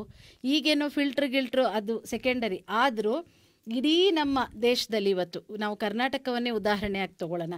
ಎಷ್ಟು ಶಾಲೆಗಳಲ್ಲಿ ಫಿಲ್ಟರ್ಗಳಿದೆ, ಎಷ್ಟು ಶಾಲೆಗಳಲ್ಲಿ ಶುದ್ಧ ನೀರು ಕೊಡ್ತಾ ಇದ್ದಾರೆ, ಎಷ್ಟು ಶಾಲೆಗಳಲ್ಲಿ ಫ್ಲೋರೈಡ್ ಯುಕ್ತ ನೀರು ಸಿಗ್ತಾ ಇದೆ. ಶೌಚಾಲಯಗಳೇ ಇಲ್ಲ. ಇಲ್ಲಿ ಮಾನಸಿಕ ಮತ್ತು ದೈಹಿಕ ಆರೋಗ್ಯ ಇತ್ತೀಚೆಗೆ ಕಡಿಮೆ ಇದೆ ಸರ್, ಇತ್ತೀಚೆಗೆ ಅಭಿವೃದ್ಧಿ ಪಡಿಸ್ಕೋತಿದ್ದಾರೆ. ಮಾನಸಿಕ ಮತ್ತು ದೈಹಿಕ ಆರೋಗ್ಯ ಇವತ್ತು ನೋಡಿ ಮೇಡಮ್, ನಾವು ಸರ್ಕಾರಿ ಶಾಲೆಗಳದ್ದು ಯಾವುದೇ ಕಾರ್ಯಕ್ರಮ ಆದ್ರೂ ಕೂಡ ಸತ್ಯ ತುಂಬಾ ಇದು ಏನ್ ಹೇಳಿ, ಸತ್ಯ ಹೇಳಿದ್ರೆ ಯಾರು ನಂಬಲ್ಲ, ಯಾವ ಮಾಧ್ಯಮಗಳು ಇದನ್ನು ತಿಳಿಸಲ್ಲ. ನ್ಯೂಟ್ರಿಯೆಂಟ್ಸ್ ಐಟಮ್ಸ್ ಯಾವುದು ಶಕ್ತಿಯುತವಾದಂತಹ ಪೌಷ್ಟಿಕ ಭರಿತ ಆಹಾರ ಸರ್ಕಾರಿ ಶಾಲೆಗಳಲ್ಲಿ ಕೊಡುವಂತಹ ಆಹಾರದಲ್ಲಿ ಇಲ್ಲ ಅನ್ನೋದು ಸಾಬೀತಾಗಿದೆ. ಆದ್ರೂ ಕೂಡ ಯಾವ ಮಾಧ್ಯಮಗಳು ಅದನ್ನ ತಿಳಿಸಲ್ಲ. ಯಾಕೆ ತಿಳಿಸಲ್ಲ ಅಂತಂದ್ರೆ ಮಾಧ್ಯಮಗಳು ಸರ್ಕಾರದ ವಿರುದ್ಧವಾಗಿ ಯಾವುದೇ ರೀತಿಯಾದಂತಹ ರಿಪೋರ್ಟ್ ಅನ್ನ ಕೊಡಲ್ಲ. ಇವತ್ತು ಯಾವ್ದು ಆಹಾರದಲ್ಲಿ ಇವತ್ತು ನೀವು ಇದ್ರದ್ದು ಅಂಗಡಿಗಳಿಗೆ ಹೋಗ್ತೀರಿ, ನ್ಯಾಯಬೆಲೆ ಅಂಗಡಿಗಳಲ್ಲಿ ಅಕ್ಕಿ ಕೊಡ್ತಾರೆ, 10 ಸತಿ ತೊಳೆದ್ರು ಇನ್ನು ಬೆಳ್ಳಗ್ ನೀರೇ ಬರ್ತಾ ಇರುತ್ತೆ. ಬೇಳೆ ಕೊಡ್ತಿದ್ದಾರೆ 3rd ಕ್ವಾಲಿಟಿ, ಫಸ್ಟ್ ಕ್ವಾಲಿಟಿ ಎಲ್ಲಿಗೆ ಹೋಗುತ್ತೆ, ಸೆಕೆಂಡ್ ಕ್ವಾಲಿಟಿ ಎಲ್ಲಿಗೆ ಹೋಗುತ್ತೆ. ಸರ್ಕಾರಿ ವಿಷಯ ಬಂದಾಗ 3rd ಕ್ವಾಲಿಟಿ ಇದು ಬರ್ತಾರೆ. ನ್ಯಾಯಬೆಲೆ ಅಂಗಡಿಗೆ ಹೋಗಿ, ಸರ್ಕಾರಿ ಶಾಲೆಗಳಿಗೆ ಹೋಗಿ ಕೊಡಲ್ಲ ಅಂತ ಹೇಳ್ತಾ ಇಲ್ಲ, ಕೊಡ್ತಾ ಇದ್ದೀರಾ. ಆದ್ರೆ ಕೊಡ್ತಾ ಇರೋದ್ರಲ್ಲಿ ಯಾವುದೇ ಪೌಷ್ಟಿಕಾಂಶ ಇಲ್ಲ. ಕಾರಣ ಏನು ಅಂತಂದ್ರೆ ನಮ್ಮ ವಿಶ್ವವಿದ್ಯಾಲಯದಲ್ಲೇ ನ್ಯೂಟ್ರಿಯೆಂಟ್ ಕ್ವಾಲಿಟಿ ಟೆಸ್ಟ್ ನ ಖಾಸಗಿ ಇದು ಕಂಪನಿಗಳು ಮಾಡಿಸ್ತಿದ್ರು. ಅದರಲ್ಲಿ ಸಾಬೀತಾಗಿದೆ ಯಾವುದು ಕೂಡ ಪೌಷ್ಟಿಕ ಕೂಡಿಲ್ಲ ಭರಿತಂತಹ ಆಹಾರ ಕೂಡಿಲ್ಲ ಅಂತ. ಆದ್ರೆ ಅದನ್ನ ಯಾರು ಕೂಡ ಓಪನ್ ಆಗಿ ಹೇಳಲ್ಲ. ಕಾರಣ ಏನು ಅಂತಂದ್ರೆ ಸರ್ಕಾರದ ಅಡಿಯಲ್ಲಿ ಕೆಲಸ ಮಾಡೋದು, ಸರ್ಕಾರಿ ಕಾರ್ಯಕ್ರಮ ಇದು. ಅದರಲ್ಲೂ ಪ್ರಾಥಮಿಕ ಶಿಕ್ಷಣ ಅಥವಾ ಮಾಧ್ಯಮಿಕ ಶಿಕ್ಷಣದಂತಹ ರಿಪೋರ್ಟ್ಗಳನ್ನ ಕೊಟ್ರೆ ಮತ್ತೆ ಶಾಲಾ ಶಿಕ್ಷಣ ಅನ್ನುವಂಥದ್ದು ಈಗೇನು 14 ಅಂಶಗಳನ್ನ ತಂದಿದ್ದಾರೆ ನ್ಯೂ ಎಜುಕೇಶನ್ ಪಾಲಿಸಿಗೆ, ಇದೆಲ್ಲದು ಅಡ್ಡಿ ಆಗ್ಬೋದು ಅನ್ನೋ ಕಾರಣಕ್ಕೆ ಯಾವ್ದು ವರದಿಗಳನ್ನ ಕೊಡಲ್ಲ. ಆದ್ರೂ ಕೂಡ ವರದಿಗಳನ್ನ ಕೊಟ್ಟಿಲ್ಲ ಅಂದ ತಕ್ಷಣ ಅವ್ರು ಕೊಡ್ತಿರೋ ಆಹಾರ ಅಂತ ಪೌಷ್ಟಿಕ ಆಹಾರ ಅಂತ ನಾವು ಒಪ್ಕೊಳಕ್ಕಾಗಲ್ಲ. ಯಾಕೆ ಅಂತಂದ್ರೆ ಒಂದು ಮಗುವಿನ ಮಾನಸಿಕ ಮತ್ತು ದೈಹಿಕ ಬೆಳವಣಿಗೆಗೆ ಬೇಕಾಗುವಂತಹ ಕ್ಯಾಲ್ಸಿಯಂ, ಪ್ರೋಟೀನು, ಐರನ್, ಆ ತರ ನ್ಯೂಟ್ರಿಯೆಂಟ್ಸು, ಕಾರ್ಬೋಹೈಡ್ರೇಟ್ಸ್ ಇವರು ಕೊಡ್ತಾ ಇಲ್ಲ. ಬಡವ್ರ ಮಕ್ಕಳು ಬಡವ್ರ ಮಕ್ಕಳು ಸರ್ಕಾರದಿಂದ ಫ್ರೀ ಆಗಿ ಸಿಗುತ್ತೆ, ಅದು ಹೇಗಿದ್ರು ನಡೆಯುತ್ತೆ, ಹೊಟ್ಟೆ ತುಂಬುತ್ತೆ ಅನ್ನೋ ಅದಕ್ಕೆ ಅಂಬೇಡ್ಕರ್ ಒಂದ್ ಮಾತು ಹೇಳ್ತಾರೆ. ಹೌದು, ಅಂಬೇಡ್ಕರ್ ಒಂದ್ ಮಾತು ಹೇಳ್ತಾರೆ, ಯಾವತ್ತು ನೀವು ಎದುರಾಡೋದನ್ನ ನಮ್ಗ ಸರಿಯಾಗ್ದಿದ್ದನ್ನ ನೀವು ತೋರ್ಪಡಿಸ್ಕೊಳ್ಳೋದಿಲ್ವೋ ಅಲ್ಲಿವರೆಗೆ ನಿಮ್ ಸ್ಥಿತಿ ಇದೆ ಅಂತ. ಹಾಗಾಗಿ ಜನ ಎಚ್ಚೆತ್ಕೊಳ್ಬೇಕು. ಜನ ಹೋಗಿ ಏನನ್ನ ಕೊಡ್ತಿದ್ದಾರೆ, ಏನನ್ನ ಕೊಡ್ತಿದ್ದಾರೆ ಅಂತ ಜನ ಕೇಳ್ಬೇಕು. ಬರ್ತೀನಿ ಮೇಡಮ್, ಮತ್ತೆ ಬರ್ತೀನಿ. ಹಸೀನಾ ಮೇಡಮ್ ರವರು ಖಂಡಿತವಾಗಿ ಹೇಳ್ತಾ ಇದ್ದಾರೆ, ಟೇಬಲ್ನ ಕುಟ್ಟಿ ಹೇಳ್ತಾ ಇದ್ದಾರೆ, ಸರ್ಕಾರಿ ಶಾಲೆಗಳಲ್ಲಿ ಕೊಡ್ತಾ ಇರುವಂತ ಆಹಾರದಲ್ಲಿ ಯಾವುದೇ ಪೌಷ್ಟಿಕತೆ ಇಲ್ಲ ಅಂತ. ಅದಕ್ಕೆ ಕೊಟ್ರೆ ಸರ್ ಅವರು ಯಾವ ರೀತಿ ಪ್ರತಿವಾದವನ್ನ ಮಂಡನೆ ಮಾಡ್ತಾರೆ? ಸರ್ಕಾರಿ ಶಾಲೆ ಯಾರೋ ಹೋಗಿದ್ದು ಕೇಳಿದರೆ ಅಷ್ಟೇ, ಇವರು ಖುದ್ದಾಗಿ ಶಾಲೆಗೆ ಭೇಟಿ ಕೊಟ್ಟಿಲ್ಲ. ನಾನೊಬ್ಬ ಸರ್ಕಾರಿ ಶಾಲೆಯ ಮುಖ್ಯ ಶಿಕ್ಷಕನಾಗಿ ಹೇಳ್ತಾ ಇದ್ದೀನಿ. ಯಾಕೆ ದಿನನಿತ್ಯ ನಾವು ಇದನ್ನೇ ತರಕಾರಿ ಓದ್ಕೊಂಡು ಹೋಗೋರು, ನಾವು ಎಂತೆಂಥ ಅಡುಗೆ ಕೊಡಬೇಕಂಬತ್ತು ತಿಳ್ಕೊಂಡಿರೋರು ನಾವು. ಇವರುಗಳಿಗೆ ಏನು ಗೊತ್ತು? ಪ್ರೈವೇಟಲ್ಲಿರೋರಿಗೆ ಸರ್ಕಾರಿ ಶಾಲೆದು ಏನು ಗೊತ್ತಿದೆ? ಅಂಕ ಏನು ಅಲ್ಲಿ ಮಾತಾಡಬೇಕಲ್ಲ ಅಂತ ಮಾತಾಡ್ತಾ ಇದ್ದಾರೆ. ಅವರೊಂದು ಮಾತಂದ್ರು, ಯಾವ ಮಾಧ್ಯಮಗಳು ಸರ್ಕಾರದ ವಿರುದ್ಧ ಬರೆಯಲ್ಲ. ಹಂಗೆ ಬರೆಯದೇ ಇದ್ದಿದ್ದೆ ಅಂದರೆ ಇವತ್ತು ಯಾವ ಮಂತ್ರಿಗಳದು ಹಗರಣಗಳು ಹೊರಗಡೆ ಬರ್ತಾ ಇರಲಿಲ್ಲ. ಯಾವ ಮಾಧ್ಯಮಗಳೇನು ಇವತ್ತು ಕಣ್ಣು ಮುಚ್ಕೊಂಡು ಕೂತಿಲ್ಲ. ಎಲ್ಲಿ ಒಂದು ಸರ್ಕಾರಿ ಶಾಲೆಯಲ್ಲಿ ಒಂದು ಮಿಸ್ಯೂಸ್ ಆಯ್ತು ಅಂದ್ರೂ ಯಾಕೆ ನ್ಯೂಸ್ ಬರಲ್ವಾ? ಸಾಕಷ್ಟು ನ್ಯೂಸ್ ಬರ್ತವೆ, ಇಲ್ಲ ಅನ್ನಲ್ಲ. ಆದರೆ ಅಲ್ಲಲ್ಲ, ನಿಮಗೆ ಬಂದ ಮಾತಾಡಿದ್ರೆ ನೆಕ್ಸ್ಟ್. ಆದರೆ ಯಾವುದು ಅಲ್ಲಿ ನೋಡ್ತಾರೆ ಗುಣಮಟ್ಟ, ಇವತ್ತು ಬಂದು ನೋಡಿ ಗೋಧಿ ನೋಡಿ ಎಷ್ಟು ಕ್ವಾಲಿಟಿ ಗೋಧಿ ಕೊಡ್ತಾ ಇದೆ ಸರ್ಕಾರ, ಎಷ್ಟು ಕ್ವಾಲಿಟಿ ಅಕ್ಕಿಯನ್ನು ಕೊಡ್ತಾ ಇದೆ, ಎಷ್ಟು ಕ್ವಾಲಿಟಿ ಬೇಳೆಯನ್ನು ಕೊಡ್ತಾ ಇದೆ. ನಮಗೆ ಗೊತ್ತಿದೆ. ದಿನ ನಾವು ಆ ವಿದ್ಯಾರ್ಥಿಗಳ ಜೊತೆಗೆ ಇರ್ತಕ್ಕಂಥವ್ರು, ಅಡುಗೆ ಮಾಡಿಸ್ತಕ್ಕಂಥವ್ರು ನಾವು. ಮತ್ತು ನಾನು ಆವಾಗಲೇ ಹೇಳ್ತಾ ಇದ್ದೆ, ಮತ್ತು ತರಕಾರಿಗೆ ಇಷ್ಟಂತ ಕೊಡ್ತಾ ಇದ್ದೇನೆ. ಒಂದು ಪ್ರಾಥಮಿಕ ಶಾಲಾ ಮಕ್ಕಳಿಗೆ 1ರಿಂದ 5ನೇ ತರಗತಿ ಮಕ್ಕಳಿಗೆ ಪ್ರತಿದಿನ ನಮಗೆ ತರಕಾರಿ ಖರ್ಚು ಅಂತ ಪ್ರತಿ ಒಂದು ಮಗುಗೆ ₹1.67 ಕೊಡುತ್ತೆ. ಆಮೇಲೆ 6ರಿಂದ ನಂತರ ಮಕ್ಕಳಿಗೆ ನಮಗೆ ₹2.40 ಕೊಡುತ್ತೆ ಬರೀ ತರಕಾರಿಗೆ. ಸಾಂಬಾರು ಪದಾರ್ಥ ಬೇರೆ, ಸಾಂಬಾರು ಪದಾರ್ಥ ಖಾರ ಪುಡಿ, ಸಾಂಬಾರು ಪುಡಿ ಅವನಿವ ಅಂತ ಹೇಳಕ್ಕೆ ಮತ್ತೆ ಅದಕ್ಕೆ ಸಪ್ರೇಟಾಗಿ ಕೊಡುತ್ತೆ. ಅದಕ್ಕೆ ಸಪ್ರೇಟಾಗಿ ಒಂದು ಅಮೌಂಟನ್ನು ಕೊಡುತ್ತೆ. CG ಅಂತಲೇ ನಮಗೆ ಬಿಡುಗಡೆ ಆಗುತ್ತೆ. ಆ CGಲಿ ಅಷ್ಟು ಮಕ್ಕಳದ್ದು ನಾವು ಒಟ್ಟಾಗಿ ಹೋಗಿ ನಾವು ತರಕಾರಿಯನ್ನು ತೆಗೆದುಕೊಂಡು ಹೋಗ್ತೀವಿ. ಆದರೆ ಆ ಮನೆಯಲ್ಲಿ ಮಕ್ಕಳು ಅಷ್ಟೊಂದು ವೆರೈಟೀಸ್ ಊಟ ಮಾಡ್ತಾರೆ ಇಲ್ವೋ? ನಮ್ಮ ಶಾಲೆಯಲ್ಲಿ ಒಂದು ಟೈಮ್ ಟೇಬಲ್ ಇದೆ. ಯಾರೇ ಒಂದು ವಿಸಿಟ್ ಬರಲಿ, ಸೋಮವಾರ ಬಂದರೆ ಅಂತಂದರೆ ಸೋಮವಾರ ನಾವು ಸೊಪ್ಪಿನ ತರಕಾರಿ ಸಾರು ಅನ್ನ ಮಾಡಿಸಿರ್ಬೇಕು, ಬೇರೆದು ಮಾಡ್ಸಂಗಿಲ್ಲ. ಅವತ್ತು ನಮಗೊಂದು ಟೈಮ್ ಟೇಬಲ್ ಕೊಟ್ಟರೆ ಯಾವ್ಯಾವತ್ತು ಏನೇನ ಮಾಡಿಸ್ಬೇಕಂತ. ಮಂಗಳವಾರ ತರಕಾರಿ ಪಲಾವ್ ಅಥವಾ ಟೊಮೆಟೊ ಬಾತು, ಅದಕ್ಕೆ ತರಕಾರಿ ಪಲ್ಯ ಒಂದು ನಂಜಿಕೆಳಕ್ಕೆ. ಇದು ನಮ್ಮ ಚಾರ್ಟ್ ಪ್ರಕಾರ ನಾವು ಮಾಡಿಸ್ತಕ್ಕಂಥದ್ದು. ಬುಧವಾರ ಅನ್ನ, ಬೇಳೆ ರಸಮ್ಮು, ಕಾಳು ಪಲ್ಯ ಅಥವಾ ತರಕಾರಿ ಪಲ್ಯವನ್ನು ಮಾಡ್ತೀವಿ ನಾವು ಬೇಳೆ ರಸಮ್ ಜೊತೆಗೆ. ಗುರುವಾರ ಅನ್ನ ಮತ್ತು ಮಿಶ್ರಿತ ತರಕಾರಿ ಸಾಂಬಾರನ್ನು ಮಾಡ್ತೀವಿ. ಪ್ರತಿ ಶುಕ್ರವಾರ ನಾವು ಬಿಸಿಬೇಳೆ ಭಾತ ಅಥವಾ ಅದಕ್ಕೆ ಜೊತೆಗೆ ಖಾರ ಬೂಂದಿಯನ್ನು ನಾವು ಮಾಡ್ತಕ್ಕಂಥದ್ದು, ಬೇಳೆಯನ್ನು ಅಲ್ಲಿ ಬಳಸ್ತೀವಿ. ಆಮೇಲೆ ಶನಿವಾರ ತರಕಾರಿ ಉಪ್ಪಿಟ್ಟನ್ನು, ಗೋಧಿ ಏನು ಕೊಡುತ್ತೆ ಗೋಧಿಯನ್ನು ನಾವು ನುಚ್ಚು ಮಾಡಿಸ್ಕೊಂಡ್ಬಂದು ತರಕಾರಿ ಉಪ್ಪಿಟ್ಟು ಮಾಡ್ತೀವಿ. ನಾವು ಇಟ್ಟು ಮಾಡಿಸ್ಕೊಂಡು ಬಂದಿದ್ದೀವಿ. ಒಂದು ವಾರ ತರಕಾರಿ ಉಪ್ಪಿಟ್ಟು ಕೊಟ್ಟೆ ಅಂದರೆ ಒಂದು ವಾರ ಚಪಾತಿ ಕೊಡ್ತೀವಿ. ಚಪಾತಿಗೆ ಆಲೂಗಡ್ಡೆ ಪಲ್ಯ ಮತ್ತು ಬೇರೆ ಬೇರೆ ಪಲ್ಯಗಳನ್ನು, ಸಾಗುಗಳನ್ನು ನಾವು ಮಾಡಿಸ್ತೀವಿ. ಇಷ್ಟು ನಮ್ಮ ವಾರದ ಚಾರ್ಟು. ಆ ಮಗು ಒಂದು ಯೋಚನೆ ಮಾಡಿ, ಬಡತನದ ರೇಖೆಗಿಂತ ಕೆಳಗಿರ್ತಕ್ಕಂಥ ಮಗು ನಿಜಕ್ಕೂ ಈ ರೀತಿಯ ಒಂದು ಚಾರ್ಟಿನ ಏನು ಒಂದು ನಮಗೆ ಕ್ಯಾಲೋರಿ, ಇಷ್ಟು ಕ್ಯಾಲೋರಿ ಕೊಡಬೇಕೆಂಬುದು ಇರುತ್ತಲ್ಲ, ಇಷ್ಟು ಕ್ಯಾಲೋರಿ ಸಿಗದಿರ್ತಕ್ಕಂಥ ಮಕ್ಕಳುಗಳನ್ನ ಇವತ್ತು ನಾವು ನೋಡ್ತಾ ಇದ್ದೀವಿ. ನಾನು ಗ್ರಾಮೀಣ ಪ್ರದೇಶದಲ್ಲಿ ನಾನು ಪಾಠ ಮಾಡೋದ್ರಿಂದ ಅಲ್ಲಿನ ಒಂದು ಆರ್ಥಿಕ ವ್ಯವಸ್ಥೆ ಹೆಂಗಿದೆ, ಎಷ್ಟೋ ಮಕ್ಕಳು ಮಧ್ಯಾಹ್ನ ತಂದೆ ತಾಯಿ ಕೂಲಿಗೆ ಹೋಗ್ತಾರೆ, ಮಧ್ಯಾಹ್ನ ಊಟದ ವ್ಯವಸ್ಥೆ ಇರಲ್ಲ. ಅಂಥ ಮಕ್ಕಳಿಗೆ ಇದು ಒಂದು ವರದಾನ. ಅಂಥ ಮಕ್ಕಳಿಗೆ ಅಂತ ಅಲ್ಲ, ಎಲ್ಲ ಮಕ್ಕಳು ಊಟ ಮಾಡ್ತಾರೆ. ಅವಾಗ ನೋಡಿ, ಇಲ್ಲಿ ಕಾಲದಾಗಿತ್ತು ನಮ್ಮ ಮಕ್ಕಳು ಶಾಲೆಯಲ್ಲಿ ಊಟ ಮಾಡಲ್ಲ ಅಂತ. ಈ ಪ್ರತಿಯೊಂದು ಮಕ್ಕಳು, ಉಳ್ಳವರ ಮಕ್ಕಳು, ಇಲ್ದವರ ಮಕ್ಕಳು ಎಲ್ಲರೂ ಸಹ ಸರ್ಕಾರಿ ಶಾಲೆಯಲ್ಲಿ ಊಟ ಮಾಡ್ತಾ ಇದ್ದಾರೆ ಅಂತ ಒಂದು ಕಾರಣ, ಅಲ್ಲಿ ಕ್ವಾಲಿಟಿ ಇದೆ ಅಂತ. ಇಲ್ಲಾಂದರೆ ಎಲ್ಲರೂ ಊಟಕ್ಕೆ ಕಳಿಸಲ್ಲ. ನೋಡಿ, ಇಲ್ಲಿ ಎಲ್ಲೆಲ್ಲೋ ನಾವು ಪಂಕ್ತಿ ಭೋಜನಗಳನ್ನ ನೋಡ್ತೀವಿ, ತಾರತಮ್ಯತೆ ನೋಡ್ತೀವಿ. ಅಲ್ಲಿ ನಮ್ಮಲ್ಲಿ ಹಂಗಿಲ್ಲ. ಸಹಭೋಜನ ವ್ಯವಸ್ಥೆ ಇದೆ, ಅಲ್ಲಿಂದ ಮಕ್ಕಳು ಏನನ್ನು ಕಲಿತಾ ಇದ್ದಾವೆ, ಕ್ವಾಲಿಟೀಸ್ ಏನನ್ನು ಕೊಡ್ತಾ ಇದ್ದೀವಿ ನಾವು ಭೋಜನದಲ್ಲಿ. ಮತ್ತು ಇನ್ನೊಂದು ನಾನು ಆವಾಗಲೇ ಹೇಳ್ತಾ ಇದ್ದೆ, ಜೊತೆಗೆ ಇಷ್ಟಕ್ಕೆ ಸುಮ್ಮನೆ ಆಗಲ್ಲ. ನಾವು ಪ್ರತಿ ವರ್ಷಕ್ಕೆ 2 ಬಾರಿ ಆರೋಗ್ಯ ಇಲಾಖೆಯಿಂದ ಸ್ಕೂಲಿಗೆ ಬಂದು ಪ್ರತಿ ಮಕ್ಕಳು ಚೆಕಪ್ ಆಗುತ್ತೆ. ಫಸ್ಟ್ 6 ತಿಂಗಳಿಗೊಮ್ಮೆ ಚೆಕಪ್ ಆದಾಗ ನೆಕ್ಸ್ಟ್ ಬಂದಾಗ ಇನ್ಕ್ರೀಸ್ ಆಗಿರಬೇಕು ಮಕ್ಕಳು. ಅದು ಫುಡ್ ಎಫೆಕ್ಟ್ ನಮ್ಗೆ ತೋರಿಸ್ಬೇಕು. ನಾವೇನು ಕ್ವಾಲಿಟಿ ಫುಡ್ ಕೊಟ್ಟಿದ್ದೀವಿ, ಪೌಷ್ಟಿಕಾಂಶದ ಒಂದು ಆಹಾರವನ್ನು ಏನು ಕೊಟ್ಟಿರ್ತೀವಿ ಅದು ಪ್ರತಿಫಲ ಆಗುತ್ತೆ, ಇನ್ಕ್ರೀಸ್ ಅದೇ ಆಗುತ್ತೆ. ಈಗ ಇನ್ನೊಂದು, ಈಗ ಯಾವುದು ನಾನು ಇದ್ರದ್ದು ಹೇಳಿದೆ, ಅಲ್ಲಿ 2 ಮಾತ್ರೆಗಳನ್ನು ಕೊಡ್ತೀವಿ. ಬಹುಮುಖ್ಯವಾಗಿ ಗಮನಿಸಬೇಕು ಪೋಷಕರು, ಸಮುದಾಯ. ಇದು ಬೇರೆ ಕಡೆ ಸಿಗುತ್ತೆ ಅಲ್ವೋ. ವಿಟಮಿನ್ ಎ ಮಾತ್ರೆಯನ್ನು ಪ್ರತಿ 6 ತಿಂಗಳಿಗೊಮ್ಮೆ ಎ ಮಾತ್ರೆ ಕೊಡ್ತೀವಿ. ಮತ್ತು ಅಲ್ಬೆಂಡಜೋಲ್ ಮಾತ್ರೆಯನ್ನು ಕೊಡ್ತೀವಿ, ಉಳಿದ ಮಾತ್ರೆಯನ್ನು 6 ತಿಂಗಳಿಗೊಂದು ಕೊಡ್ತೀವಿ.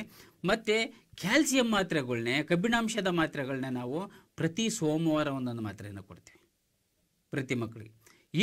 ಇವನ್ನೆಲ್ಲ ಯಾಕೆ ಕೊಡ್ತಾ ಇದ್ದೀವಿ ಅಂದರೆ ಮಕ್ಕಳ ಒಂದು ಆರೋಗ್ಯದ ದೃಷ್ಟಿಯಿಂದ. ಬರೀ ಊಟ, ಬರೀ ಹಾಲು ಕೊಡಲ್ಲ. ಮತ್ತು ಇತ್ತೀಚಿನ ದಿನಗಳಲ್ಲಿ ನಾವು ಮೊಟ್ಟೆಯನ್ನು ಪ್ರಾರಂಭ ಮಾಡಿದ್ವಿ ಶಾಲೆಯಲ್ಲಿ, ಬಾಳೆಹಣ್ಣನ್ನು ಪ್ರಾರಂಭ ಮಾಡಿದ್ವಿ, ಚಿಕ್ಕಿಯನ್ನು ಪ್ರಾರಂಭ ಮಾಡಿದ್ವಿ. ಚಿಕ್ಕಿ ಅಂದರೆ ಕಡಲೆ ಮಿಠಾಯಿಯನ್ನು ಪ್ರಾರಂಭ ಮಾಡಿದ್ವಿ. ಒಂದು ಮಗುವಿಗೆ ಸರ್ಕಾರ 6 ರೂಪಾಯಿಯನ್ನು ಖರ್ಚು ಮಾಡ್ತಾ ಇದೆ.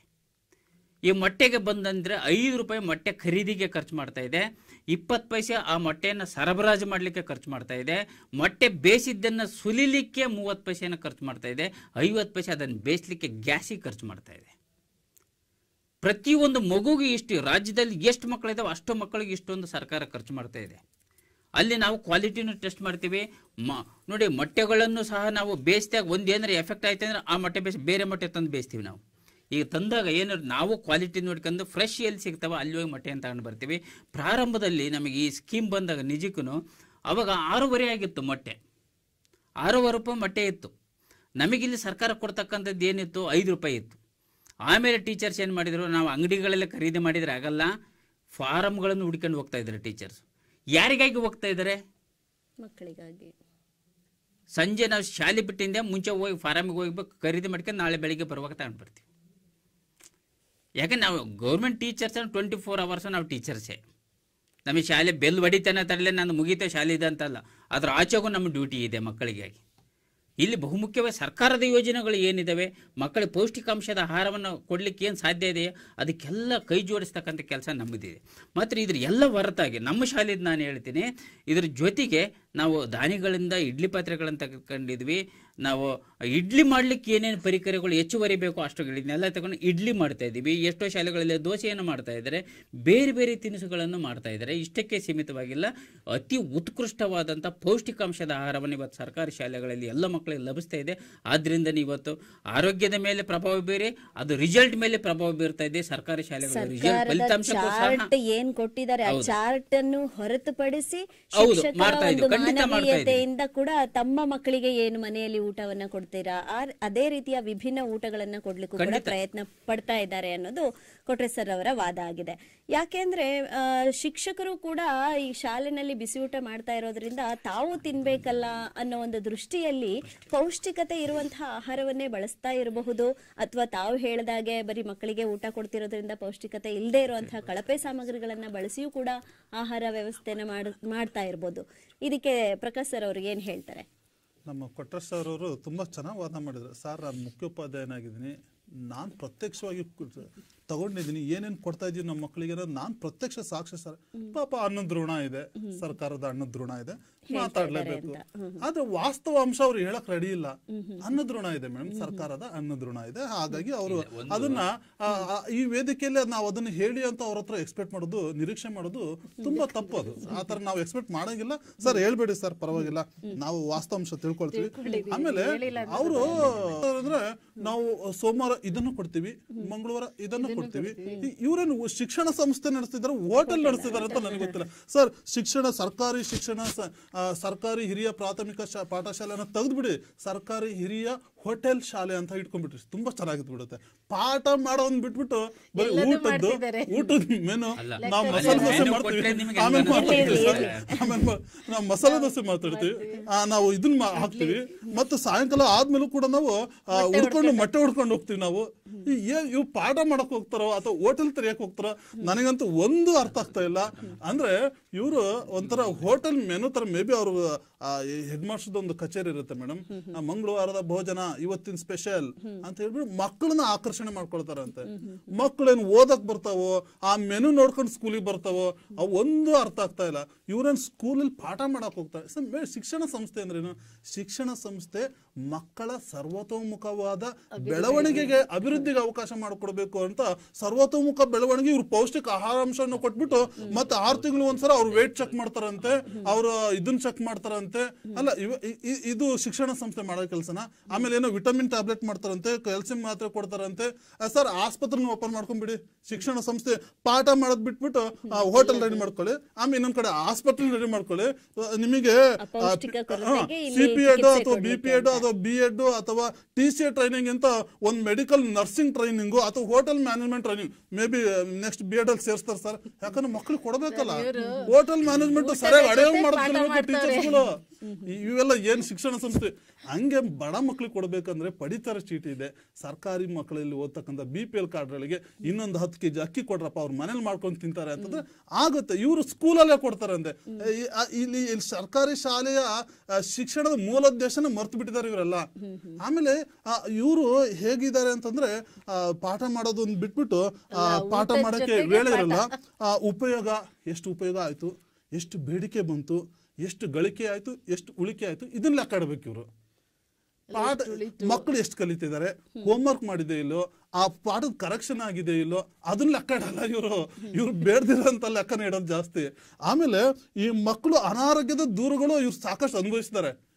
ಏನ್ರಿ ಕೊಟ್ರ ಸರ್, ಏನ್ ಇವತ್ತು ಊಟನೇ ಚೆನ್ನಾಗಿರ್ಲಿಲ್ಲ ಅಂತೆ, ಏನೋ ಬಿದ್ದಿತ್ತಂತ ನೋಡ, ನನ್ನ ಮಗ ಬಂದು ತುಂಬಾ ಕಂಪ್ಲೇಂಟ್ ಮಾಡಿದ್ರು.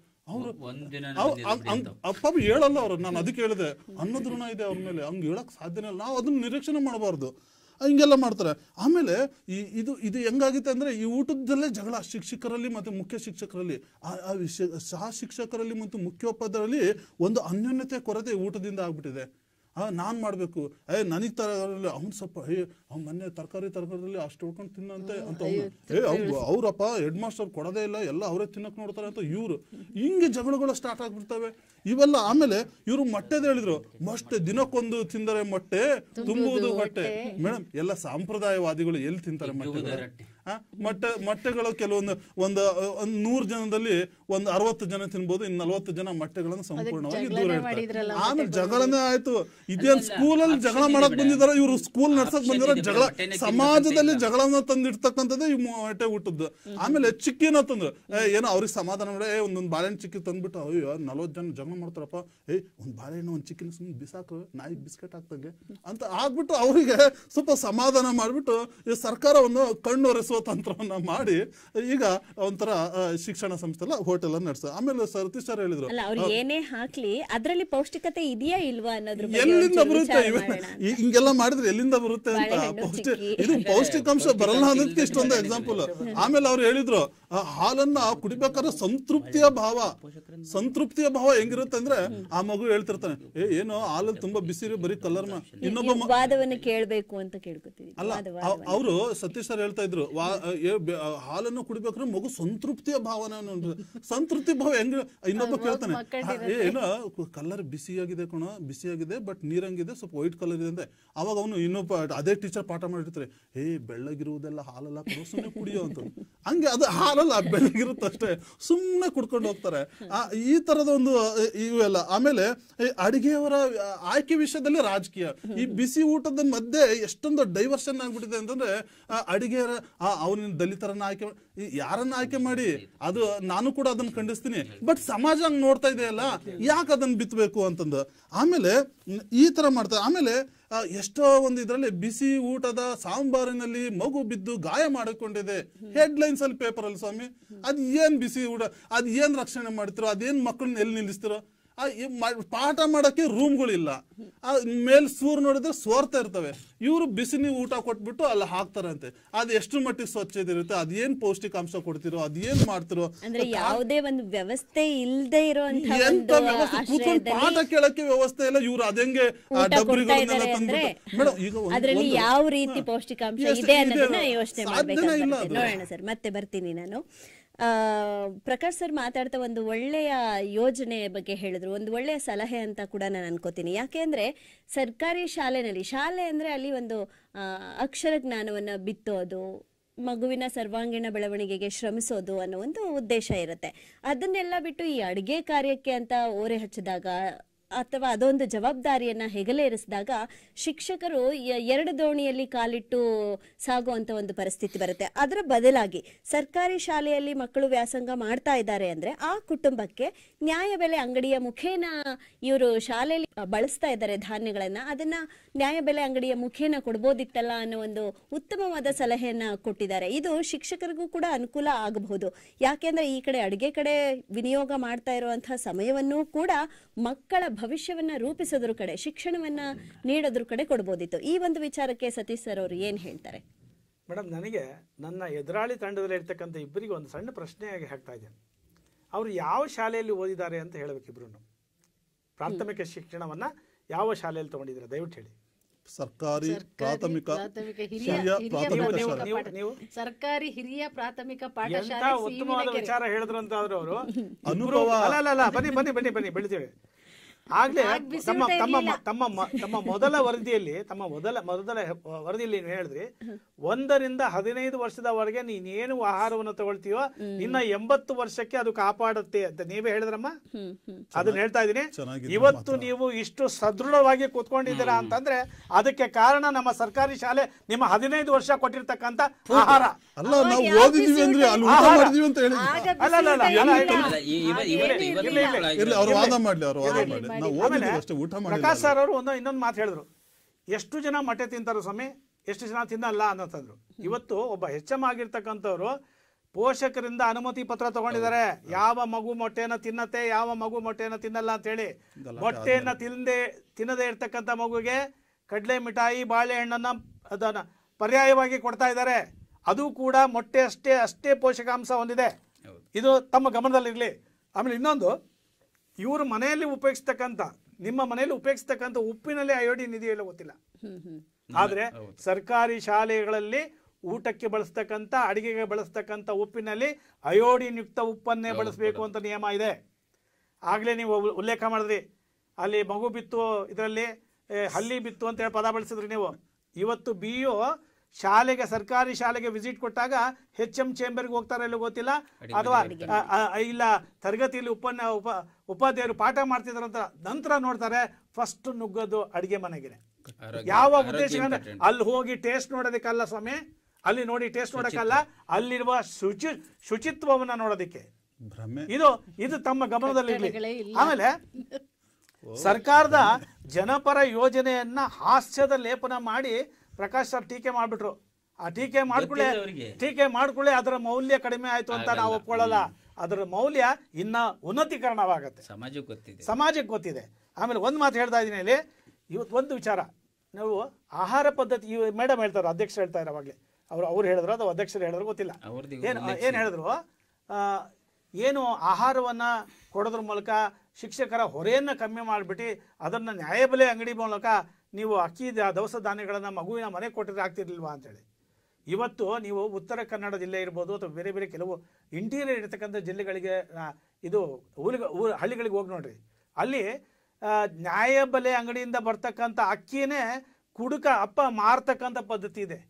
ಹಾಗಾಗಿ ಉತ್ತರ ಕನ್ನಡದಂತಹ ಬರೀ ಡ್ರೈ ಲ್ಯಾಂಡ್ ಇರ್ತಕ್ಕಂಥ ಜಿಲ್ಲೆಗಳಲ್ಲಿ ಆಹಾರದ ಹಾಹಾಕಾರ ಉಂಟಾಗಿದೆ. ಅದನ್ನು ನೀಗಿಸಕ್ಕೆ ಒಂದು OSS ತರ ನಮ್ಮ ಈ ಬಿಸಿ ಊಟದ ಯೋಜನೆ ಕೆಲಸ ಮಾಡ್ತಾ ಇದೆ. ಅಂತ ಜನಪರ ಕಾಳಜಿ ಇರ್ತಕ್ಕಂಥ ವಿಚಾರವನ್ನ ನೀವು ಈ ಮಟ್ಟಿಗೆ ಟೀಕೆ ಮಾಡ್ತಿದ್ರ ಅಂತ ಅಂದಾಗ ನೀವು ಸರ್ಕಾರದ ಯಾವ ಯೋಜನೆಗೆ ನೀವು ಬದ್ಧರಾಗಿರ್ತೀರಿ ಅಂತ ಗೊತ್ತಾಗ್ತಿಲ್ಲ ನನಗೆ. ಸೊ ಹಾಗಾಗಿ ಇನ್ನೊಂದು ಮುಖ್ಯವಾದ ಅಂಶ, ನೀವು ಮನೆಗಳಲ್ಲಿ ಇವತ್ತು ಒಳ್ಳೆ ದುಡಿಮೆ ಇರ್ಬೋದು, ವಿಶ್ವವಿದ್ಯಾಲಯದಲ್ಲಿ ಕೆಲಸ ಮಾಡ್ತಿರ್ಬೋದು, ನೀವು ಒಳ್ಳೆ ಪಾಲಿಶ್ ಆಗಿರ್ತಕ್ಕಂಥ ಅಕ್ಕಿನ ಉಪಯೋಗಿಸ್ಕೊಂಡು ಬಿರಿಯಾನಿ ಮಾಡ್ತಿರ್ಬೋದು ನೀವು. ಆದರೆ ಅದು ನಿಮಗೆ ಪೌಷ್ಟಿಕಾಂಶವನ್ನು ಕೊಡದೇ ಇರ್ತಕ್ಕಂಥ ಕೇವಲ ರುಚಿಯನ್ನು ಕೊಡ್ತಕ್ಕಂಥ ಅಕ್ಕಿ ಅದು. ನೋಡ್ರಿ, ಪಾಲಿಶ್ ಆಗದೆ ಇರ್ತಕ್ಕಂಥ ಅಕ್ಕಿನ ನಮ್ಮ ಸರ್ಕಾರಿ ಶಾಲೆಯಲ್ಲಿ ಬಳಸೋದ್ರಿಂದ ಸತ್ವಯುತವಾದ ಅಕ್ಕಿ ಸ್ವಾಮಿ, ಅದು ಸತ್ವಯುತವಾದ ಅಕ್ಕಿ. ಅದನ್ನ ರುಚಿಕಟ್ಟಾಗಿ ಮಾಡ್ತಾರೆ. ರುಚಿ ವಹಿಯನ್ನ ನಿರ್ವಹಿಸಬೇಕು. HM ಆಗಿರ್ತಕ್ಕಂಥವ್ರು ಅಡಿಗೆ ಆದ ಕೂಡಲೇ ಅದನ್ನ ಟೇಸ್ಟ್ ನೋಡಿ ರುಚಿ ವಹಿಯನ್ನು ನಿರ್ವಹಿಸಬೇಕು. ಆಮೇಲೆ ಸರ್ಕಾರಿ ಶಾಲೆಯಲ್ಲಿ ಕೇವಲ ಮಕ್ಕಳು ಮಾತ್ರ ಊಟ ಮಾಡ್ತಾರೆ, ಶಿಕ್ಷಕರೆಲ್ಲ ಸುಮ್ಮನೆ ಇದ್ಬಿಟ್ಟು ಮನೆಯಿಂದ ಬಂದಿರತಕ್ಕಂಥ ರುಚಿಕಟ್ಟಾದ ಊಟವನ್ನು ಮಾಡ್ತಾರೆ ಅಂತಲ್ಲ. ಪ್ರತಿಯೊಬ್ಬ ಶಿಕ್ಷಕನೂ ಕೂಡ ಸರ್ಕಾರಿ ಶಾಲೆಗಳಲ್ಲಿ ಕೆಲಸ ಮಾಡೋನು ರುಚಿ ನೋಡಬೇಕು, ಅದನ್ನು ಊಟ ಮಾಡಬೇಕು ಅಂತ ನಿಯಮ ಇದೆ. ಅವರೆಲ್ಲ ಊಟ ಮಾಡ್ತಾರೆ ಅಂತಂದಾಗ ಈಗ ನಾನು ಇನ್ನೊಂದು ಮಾತು ಹೇಳ್ತೇನೆ ನಿಮ್ಗೆಲ್ಲರಿಗೂ. ನಿಮ್ಮ ಟೀಕೆಗೆ ನನ್ನ ಧಿಕ್ಕಾರವಿದೆ ಒಂದು.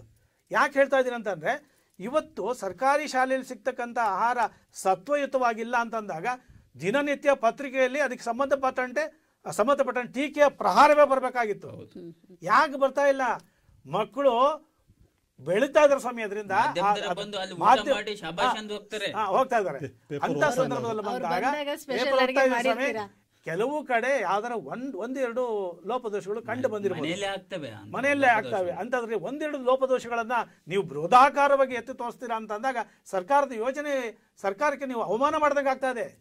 ಯಾವುದೋ ಒಂದೆರಡು ಟೀಕೆಗಳನ್ನ ಇಟ್ಕೊಂಡು ಎಲ್ಲಾ ಸರ್ಕಾರಿ ಶಾಲೆಗಳಲ್ಲಿ ಸಿಗ್ತಾ ಇರುವಂತ ಫಸ್ಟ್ ಏಡ್ ಬ್ಯಾಗ್ಸ್ ಹಾಸ್ಪಿಟಲ್ ಅನ್ನ ನಡೆಸಿ ಅಂತ ಒಂದು ಮೂದಲಿಕೆ ಮಾಡಿದ್ರು ಅವರು. ಸರ್ಕಾರಿ ಶಾಲೆಗಳಲ್ಲಿ ಒಂದು ಫಸ್ಟ್ ಏಡ್ ಬಾಕ್ಸ್ ಪ್ರತಿಯೊಂದು ಮಾತ್ರೆಗಳನ್ನ ಅಲ್ಲಿದೆ. ಯಾವುದೇ ಮಗುಗೆ ತೊಂದರೆ ಆದ್ರೆ ಫಸ್ಟ್ ಡೆಟಾಲ್ ಹಚ್ಚಿ, ಹೊಡ್ತಾ ಬಿದ್ರೆ ಡೆಟಾಲ್ ಹಚ್ಚಿ ಅದನ್ನ ಶುದ್ಧಿ ಮಾಡಿ ಆ ಮಗುಗೆ ಬೇಕಾಗೋದನ್ನ ಟ್ರೀಟ್ಮೆಂಟ್ ಮಾಡ್ತಾ ಇದ್ದಾರೆ.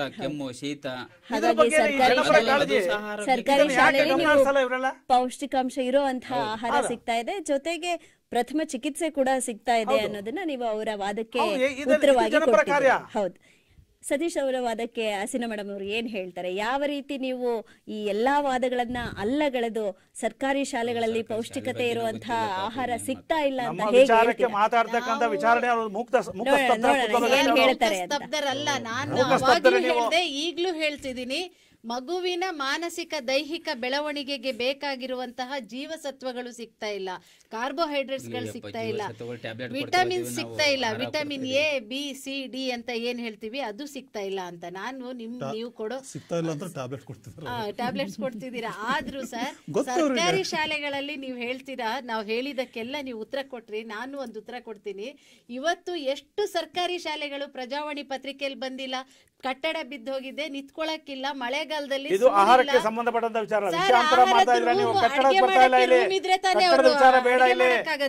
ಬಿಲ್ಡಿಂಗ್ ಇಲ್ಲ ಅಂದ್ರೆ ನೀರೇ ಇಲ್ಲ ಏನ್ ಹೇಳ್ತಾರೆ ನೋಡೋಣ, ಅದು ಯಾವ ರೀತಿ ಪೌಷ್ಟಿಕತೆಯನ್ನ ಆಹಾರ ನೀವು ಹೇಳಿದ್ರಿ ಏನಂತಂದ್ರೆ ಎಲ್ಲೋ ಅಲ್ಪ ಸ್ವಲ್ಪ, ಈ ಅಲ್ಪ ಸ್ವಲ್ಪನೇ ನಾನು ತಗೊಳ್ತಾ ಇದ್ದೀನಿ. ಇವತ್ತು ಬೇಕಾಗಿರುವಂತಹ ಪೌಷ್ಟಿಕಾಂಶಗಳ ಇದು ಕೊಡ್ತಾ ಇಲ್ಲ, ಮಕ್ಕಳಿಗೆ ಆಹಾರ ಕೊಡ್ತಾ ಇಲ್ಲ ಅಂತ. ಅದಕ್ಕೆ ಇನ್ನೂ ಅನೇಕ ಉದಾಹರಣೆಗಳನ್ನ ಕೊಡ್ತೀವಿ. ಇವತ್ತು ಐರನ್ ಬೇಕು, ಕ್ಯಾಲ್ಸಿಯಂ, ವಿಟಮಿನ್ಸ್ ಅದಷ್ಟು ಬೇಕು.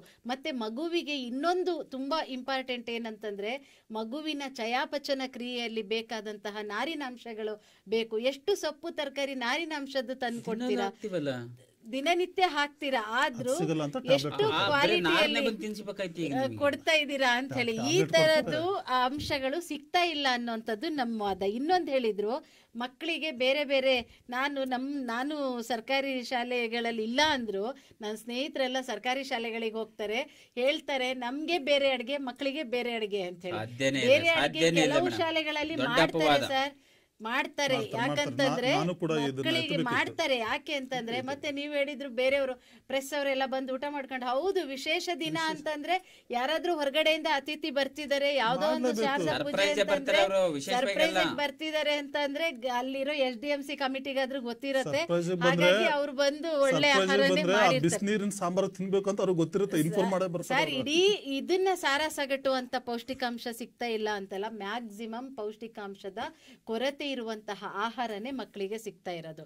ಅದರಲ್ಲಿ ನಾನು ಮೊದಲೇ ಹೇಳಿದೆ, ಜೀವಸತ್ವಗಳು ಸಂಪೂರ್ಣವಾಗಿ ಬೇಕು. ಇವತ್ತು ಎಷ್ಟೊಂದು ರಿಸರ್ಚ್ ಆಗಿಲ್ಲ, ಮಗುವಿನ ಮಾನಸಿಕ ದೈಹಿಕ ಬೆಳವಣಿಗೆಗೆ ಏನು ಬೇಕು, ಫ್ಯಾಟಿ ಫಿಶಲ್ಲಿ ಸಿಗುವಂತಹ ವಸ್ತುಗಳು ಬೇಕು, ಅದನ್ನು ತರಕಾರಿಯಲ್ಲಿ ಕೊಡಿ ಅಂತ ಹೇಳ್ತಾರೆ, ಅದನ್ನು ಕೊಡಿ ಅಂತ ಹೇಳ್ತಾರೆ. ಹಾಗೆ ಇವತ್ತು ನ್ಯೂಟ್ರಿಷನಲ್ ಬಯೋಕೆಮಿಸ್ಟ್ರಿ ಆ ಥರದ್ದೆಲ್ಲ ಪೋಷಕಾಂಶಗಳ ಅಗತ್ಯತೆಯನ್ನ ತಿಳಿಸುವಂತಹ ಅನೇಕ ಸಂಶೋಧನೆಗಳಾಗಿದೆ ಅದಕ್ಕೆ ಸಂಬಂಧಪಟ್ಟಂತೆ. ಹಾಗಾಗಿ ನೀವು ಸರ್ಕಾರಿ ಶಾಲೆಗಳಲ್ಲಿ ಅಪೌಷ್ಟಿಕತೆಯೇ ತುಂಬಿದೆ, ಆಹಾರ ಕೊಡ್ತಾ ಇರುವಂತ ಆಹಾರದಲ್ಲಿ ಅಪೌಷ್ಟಿಕತೆಯೇ ತುಂಬಿದೆ ಹೆಚ್ಚಾಗಿ ಅಂತ ತಾವು ಹೇಳ್ತಾ ಇದ್ದೀರಾ. ಇವತ್ತಿನ ಚರ್ಚೆ ಒಂದಷ್ಟು ವಿಚಾರಗಳನ್ನು ತಿಳ್ಕೊಳ್ಳೋದಕ್ಕೆ ಅನುಕೂಲ ಆಗಿದೆ ಅಂತ ಭಾವಿಸ್ತೀನಿ. ಯಾಕೆಂದ್ರೆ ಸರ್ಕಾರಿ ಶಾಲೆಗಳಲ್ಲಿ ಪ್ರತಿಯೊಂದು ಸರ್ಕಾರಿ ಶಾಲೆ ಅನ್ನೋ ಒಂದು ಪದವನ್ನ ಇಲ್ಲಿ ಉಲ್ಲೇಖ ಮಾಡಬೇಕಾಗುತ್ತೆ ಅಂತ ಅನ್ಕೋತೀನಿ. ಯಾಕೆಂದ್ರೆ ಈ ಒಂದು ಚರ್ಚೆಯ ಮುಖೇನ ಪ್ರತಿಯೊಂದು ಸರ್ಕಾರಿ ಶಾಲೆಗಳಲ್ಲೂ ಪೌಷ್ಟಿಕತೆ ತುಂಬಿರುವಂತಹ ಆಹಾರ ಸಿಗ್ತಾ ಇದೆಯಾ ಇಲ್ವಾ ಅನ್ನೋ ಒಂದು ಯೋಚನೆಯನ್ನ ನಾವು ಮಾಡ್ತಾ ಹೋದ್ರೆ ಕೆಲವು ಶಾಲೆಗಳು ಇದಕ್ಕೆ ಬದ್ಧವಾಗಿ ನಿಂತಿರೋದನ್ನ ನಾವು ನಿದರ್ಶನವಾಗಿ ನೋಡಬಹುದು. ಹಾಗೆ ಕೆಲವು ಶಾಲೆಗಳಲ್ಲಿ ಇಂತಹ ಅಪೌಷ್ಟಿಕತೆಯಿಂದ ಆದಂತಹ ಅನಾಹುತಗಳನ್ನು ಕೂಡ ನಾವು ನಿದರ್ಶನವಾಗಿ ನೋಡಬಹುದು. ವೀಕ್ಷಕರೇ, ನೀವು ಇದನ್ನ ಗಮನಿಸ್ತಾ ಇದ್ರೆ ನಿಮಗೆ ಯಾವ ಯಾವ ರೀತಿಯ ಅನುಭವ ಆಗಿದೆ ಅನ್ನೋದನ್ನ ನೀವು ಒಮ್ಮೆ ಮನನ ಮಾಡಿಕೊಂಡ್ರೆ ಗೊತ್ತಾಗುತ್ತೆ ಸರ್ಕಾರಿ ಶಾಲೆಗಳಲ್ಲಿ ಸಿಗ್ತಾ ಇರುವಂತಹ ಆಹಾರ ಪೌಷ್ಟಿಕತೆಯಿಂದ ಕೂಡಿದೆಯಾ ಅಥವಾ ಅಪೌಷ್ಟಿಕತೆಯಿಂದ ಕೂಡಿದೆಯಾ ಅನ್ನೋದು ನಿಮಗೆ ತಿಳಿದು ಬರುತ್ತೆ. ಯಾಕೆಂದ್ರೆ ಸುತ್ತಮುತ್ತ ಸರ್ಕಾರಿ ಶಾಲೆಗಳನ್ನೇ ಹೊಂದಿರುವಂತಹ ನಮ್ಮ ಪರಿಸರದಲ್ಲಿ ನೀವೆಲ್ಲರೂ ಕೂಡ ಹೋಗಿ ಅದನ್ನು ಪರೀಕ್ಷೆ ಮಾಡೋದಕ್ಕೆ ನಿಮ್ಗೆಲ್ರಿಗೂ ಒಂದು ಪ್ರಜೆಯಾಗಿ ಅವಕಾಶ ಇದೆ.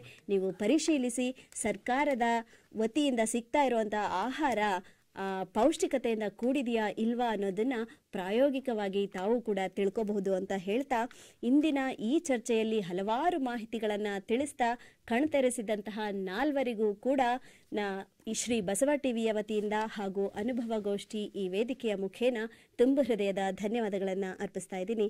ಶರಣು ಶರಣಾರ್ಥಿ. ವೀಕ್ಷಕರೇ, ನೋಡಿದ್ರಲ್ಲ, ಹಿಂದಿನ ಕಾಲದ ಒಂದು ಹಳೆಯ ಚಲನಚಿತ್ರದ ಒಂದು ಹಾಡು ನೆನಪಾಗ್ತಾ ಇದೆ. ಶ್ರಾದ್ದದೂಟ ಸುಮ್ಮನೆ ನೆನೆಸಿಕೊಂಡ್ರೆ ಜುಮ್ಮನೆ, ನೀರೂರಿ ನಾಲಿಗೆ ಕುಣಿವುದಯ್ಯ ತಮ್ಮಗೆ, ರೂ ಬಾಬರಿ ಬಾಬರಿ ಬಾಬರಿ ಅಂತ ಈ ರೀತಿಯ ಒಂದು ಸಾಂಗ್ನ ಮಕ್ಕಳು ಈಗ ಶಾಲಾ ಊಟ ಸುಮ್ಮನೆ ನೆನೆಸಿಕೊಂಡ್ರೆ ಜುಮ್ಮನೆ, ನೀರೂರಿ ನಾಲಿಗೆ ಕುಣಿವುದಯ್ಯ ತಮ್ಮಗೆ, ಬಾ ಹೋಗೋಣ ಶಾಲೆಗೆ ಅಂತ ಕರೆಯೋ ಅಂತ ಒಂದು ಸ್ಥಿತಿನೂ ಬಂದಿದೆ. ಯಾಕೆಂದ್ರೆ ಹೆಚ್ಚು ಮಕ್ಕಳು ಸರ್ಕಾರಿ ಶಾಲೆಯಲ್ಲಿ ಊಟದ ಸೌಲಭ್ಯವನ್ನು ಹೊಂದಿರೋದ್ರಿಂದ, ಅದರ ರುಚಿಯನ್ನ ನೋಡಿರೋದ್ರಿಂದ ಈ ರೀತಿಯ ಮನಸ್ಥಿತಿ ಇರುವಂತಹ ಮಕ್ಕಳನ್ನು ಕೂಡ ನಾವು ತುಂಬ ಮಕ್ಕಳನ್ನ ನಾವು ನೋಡ್ಬೋದು.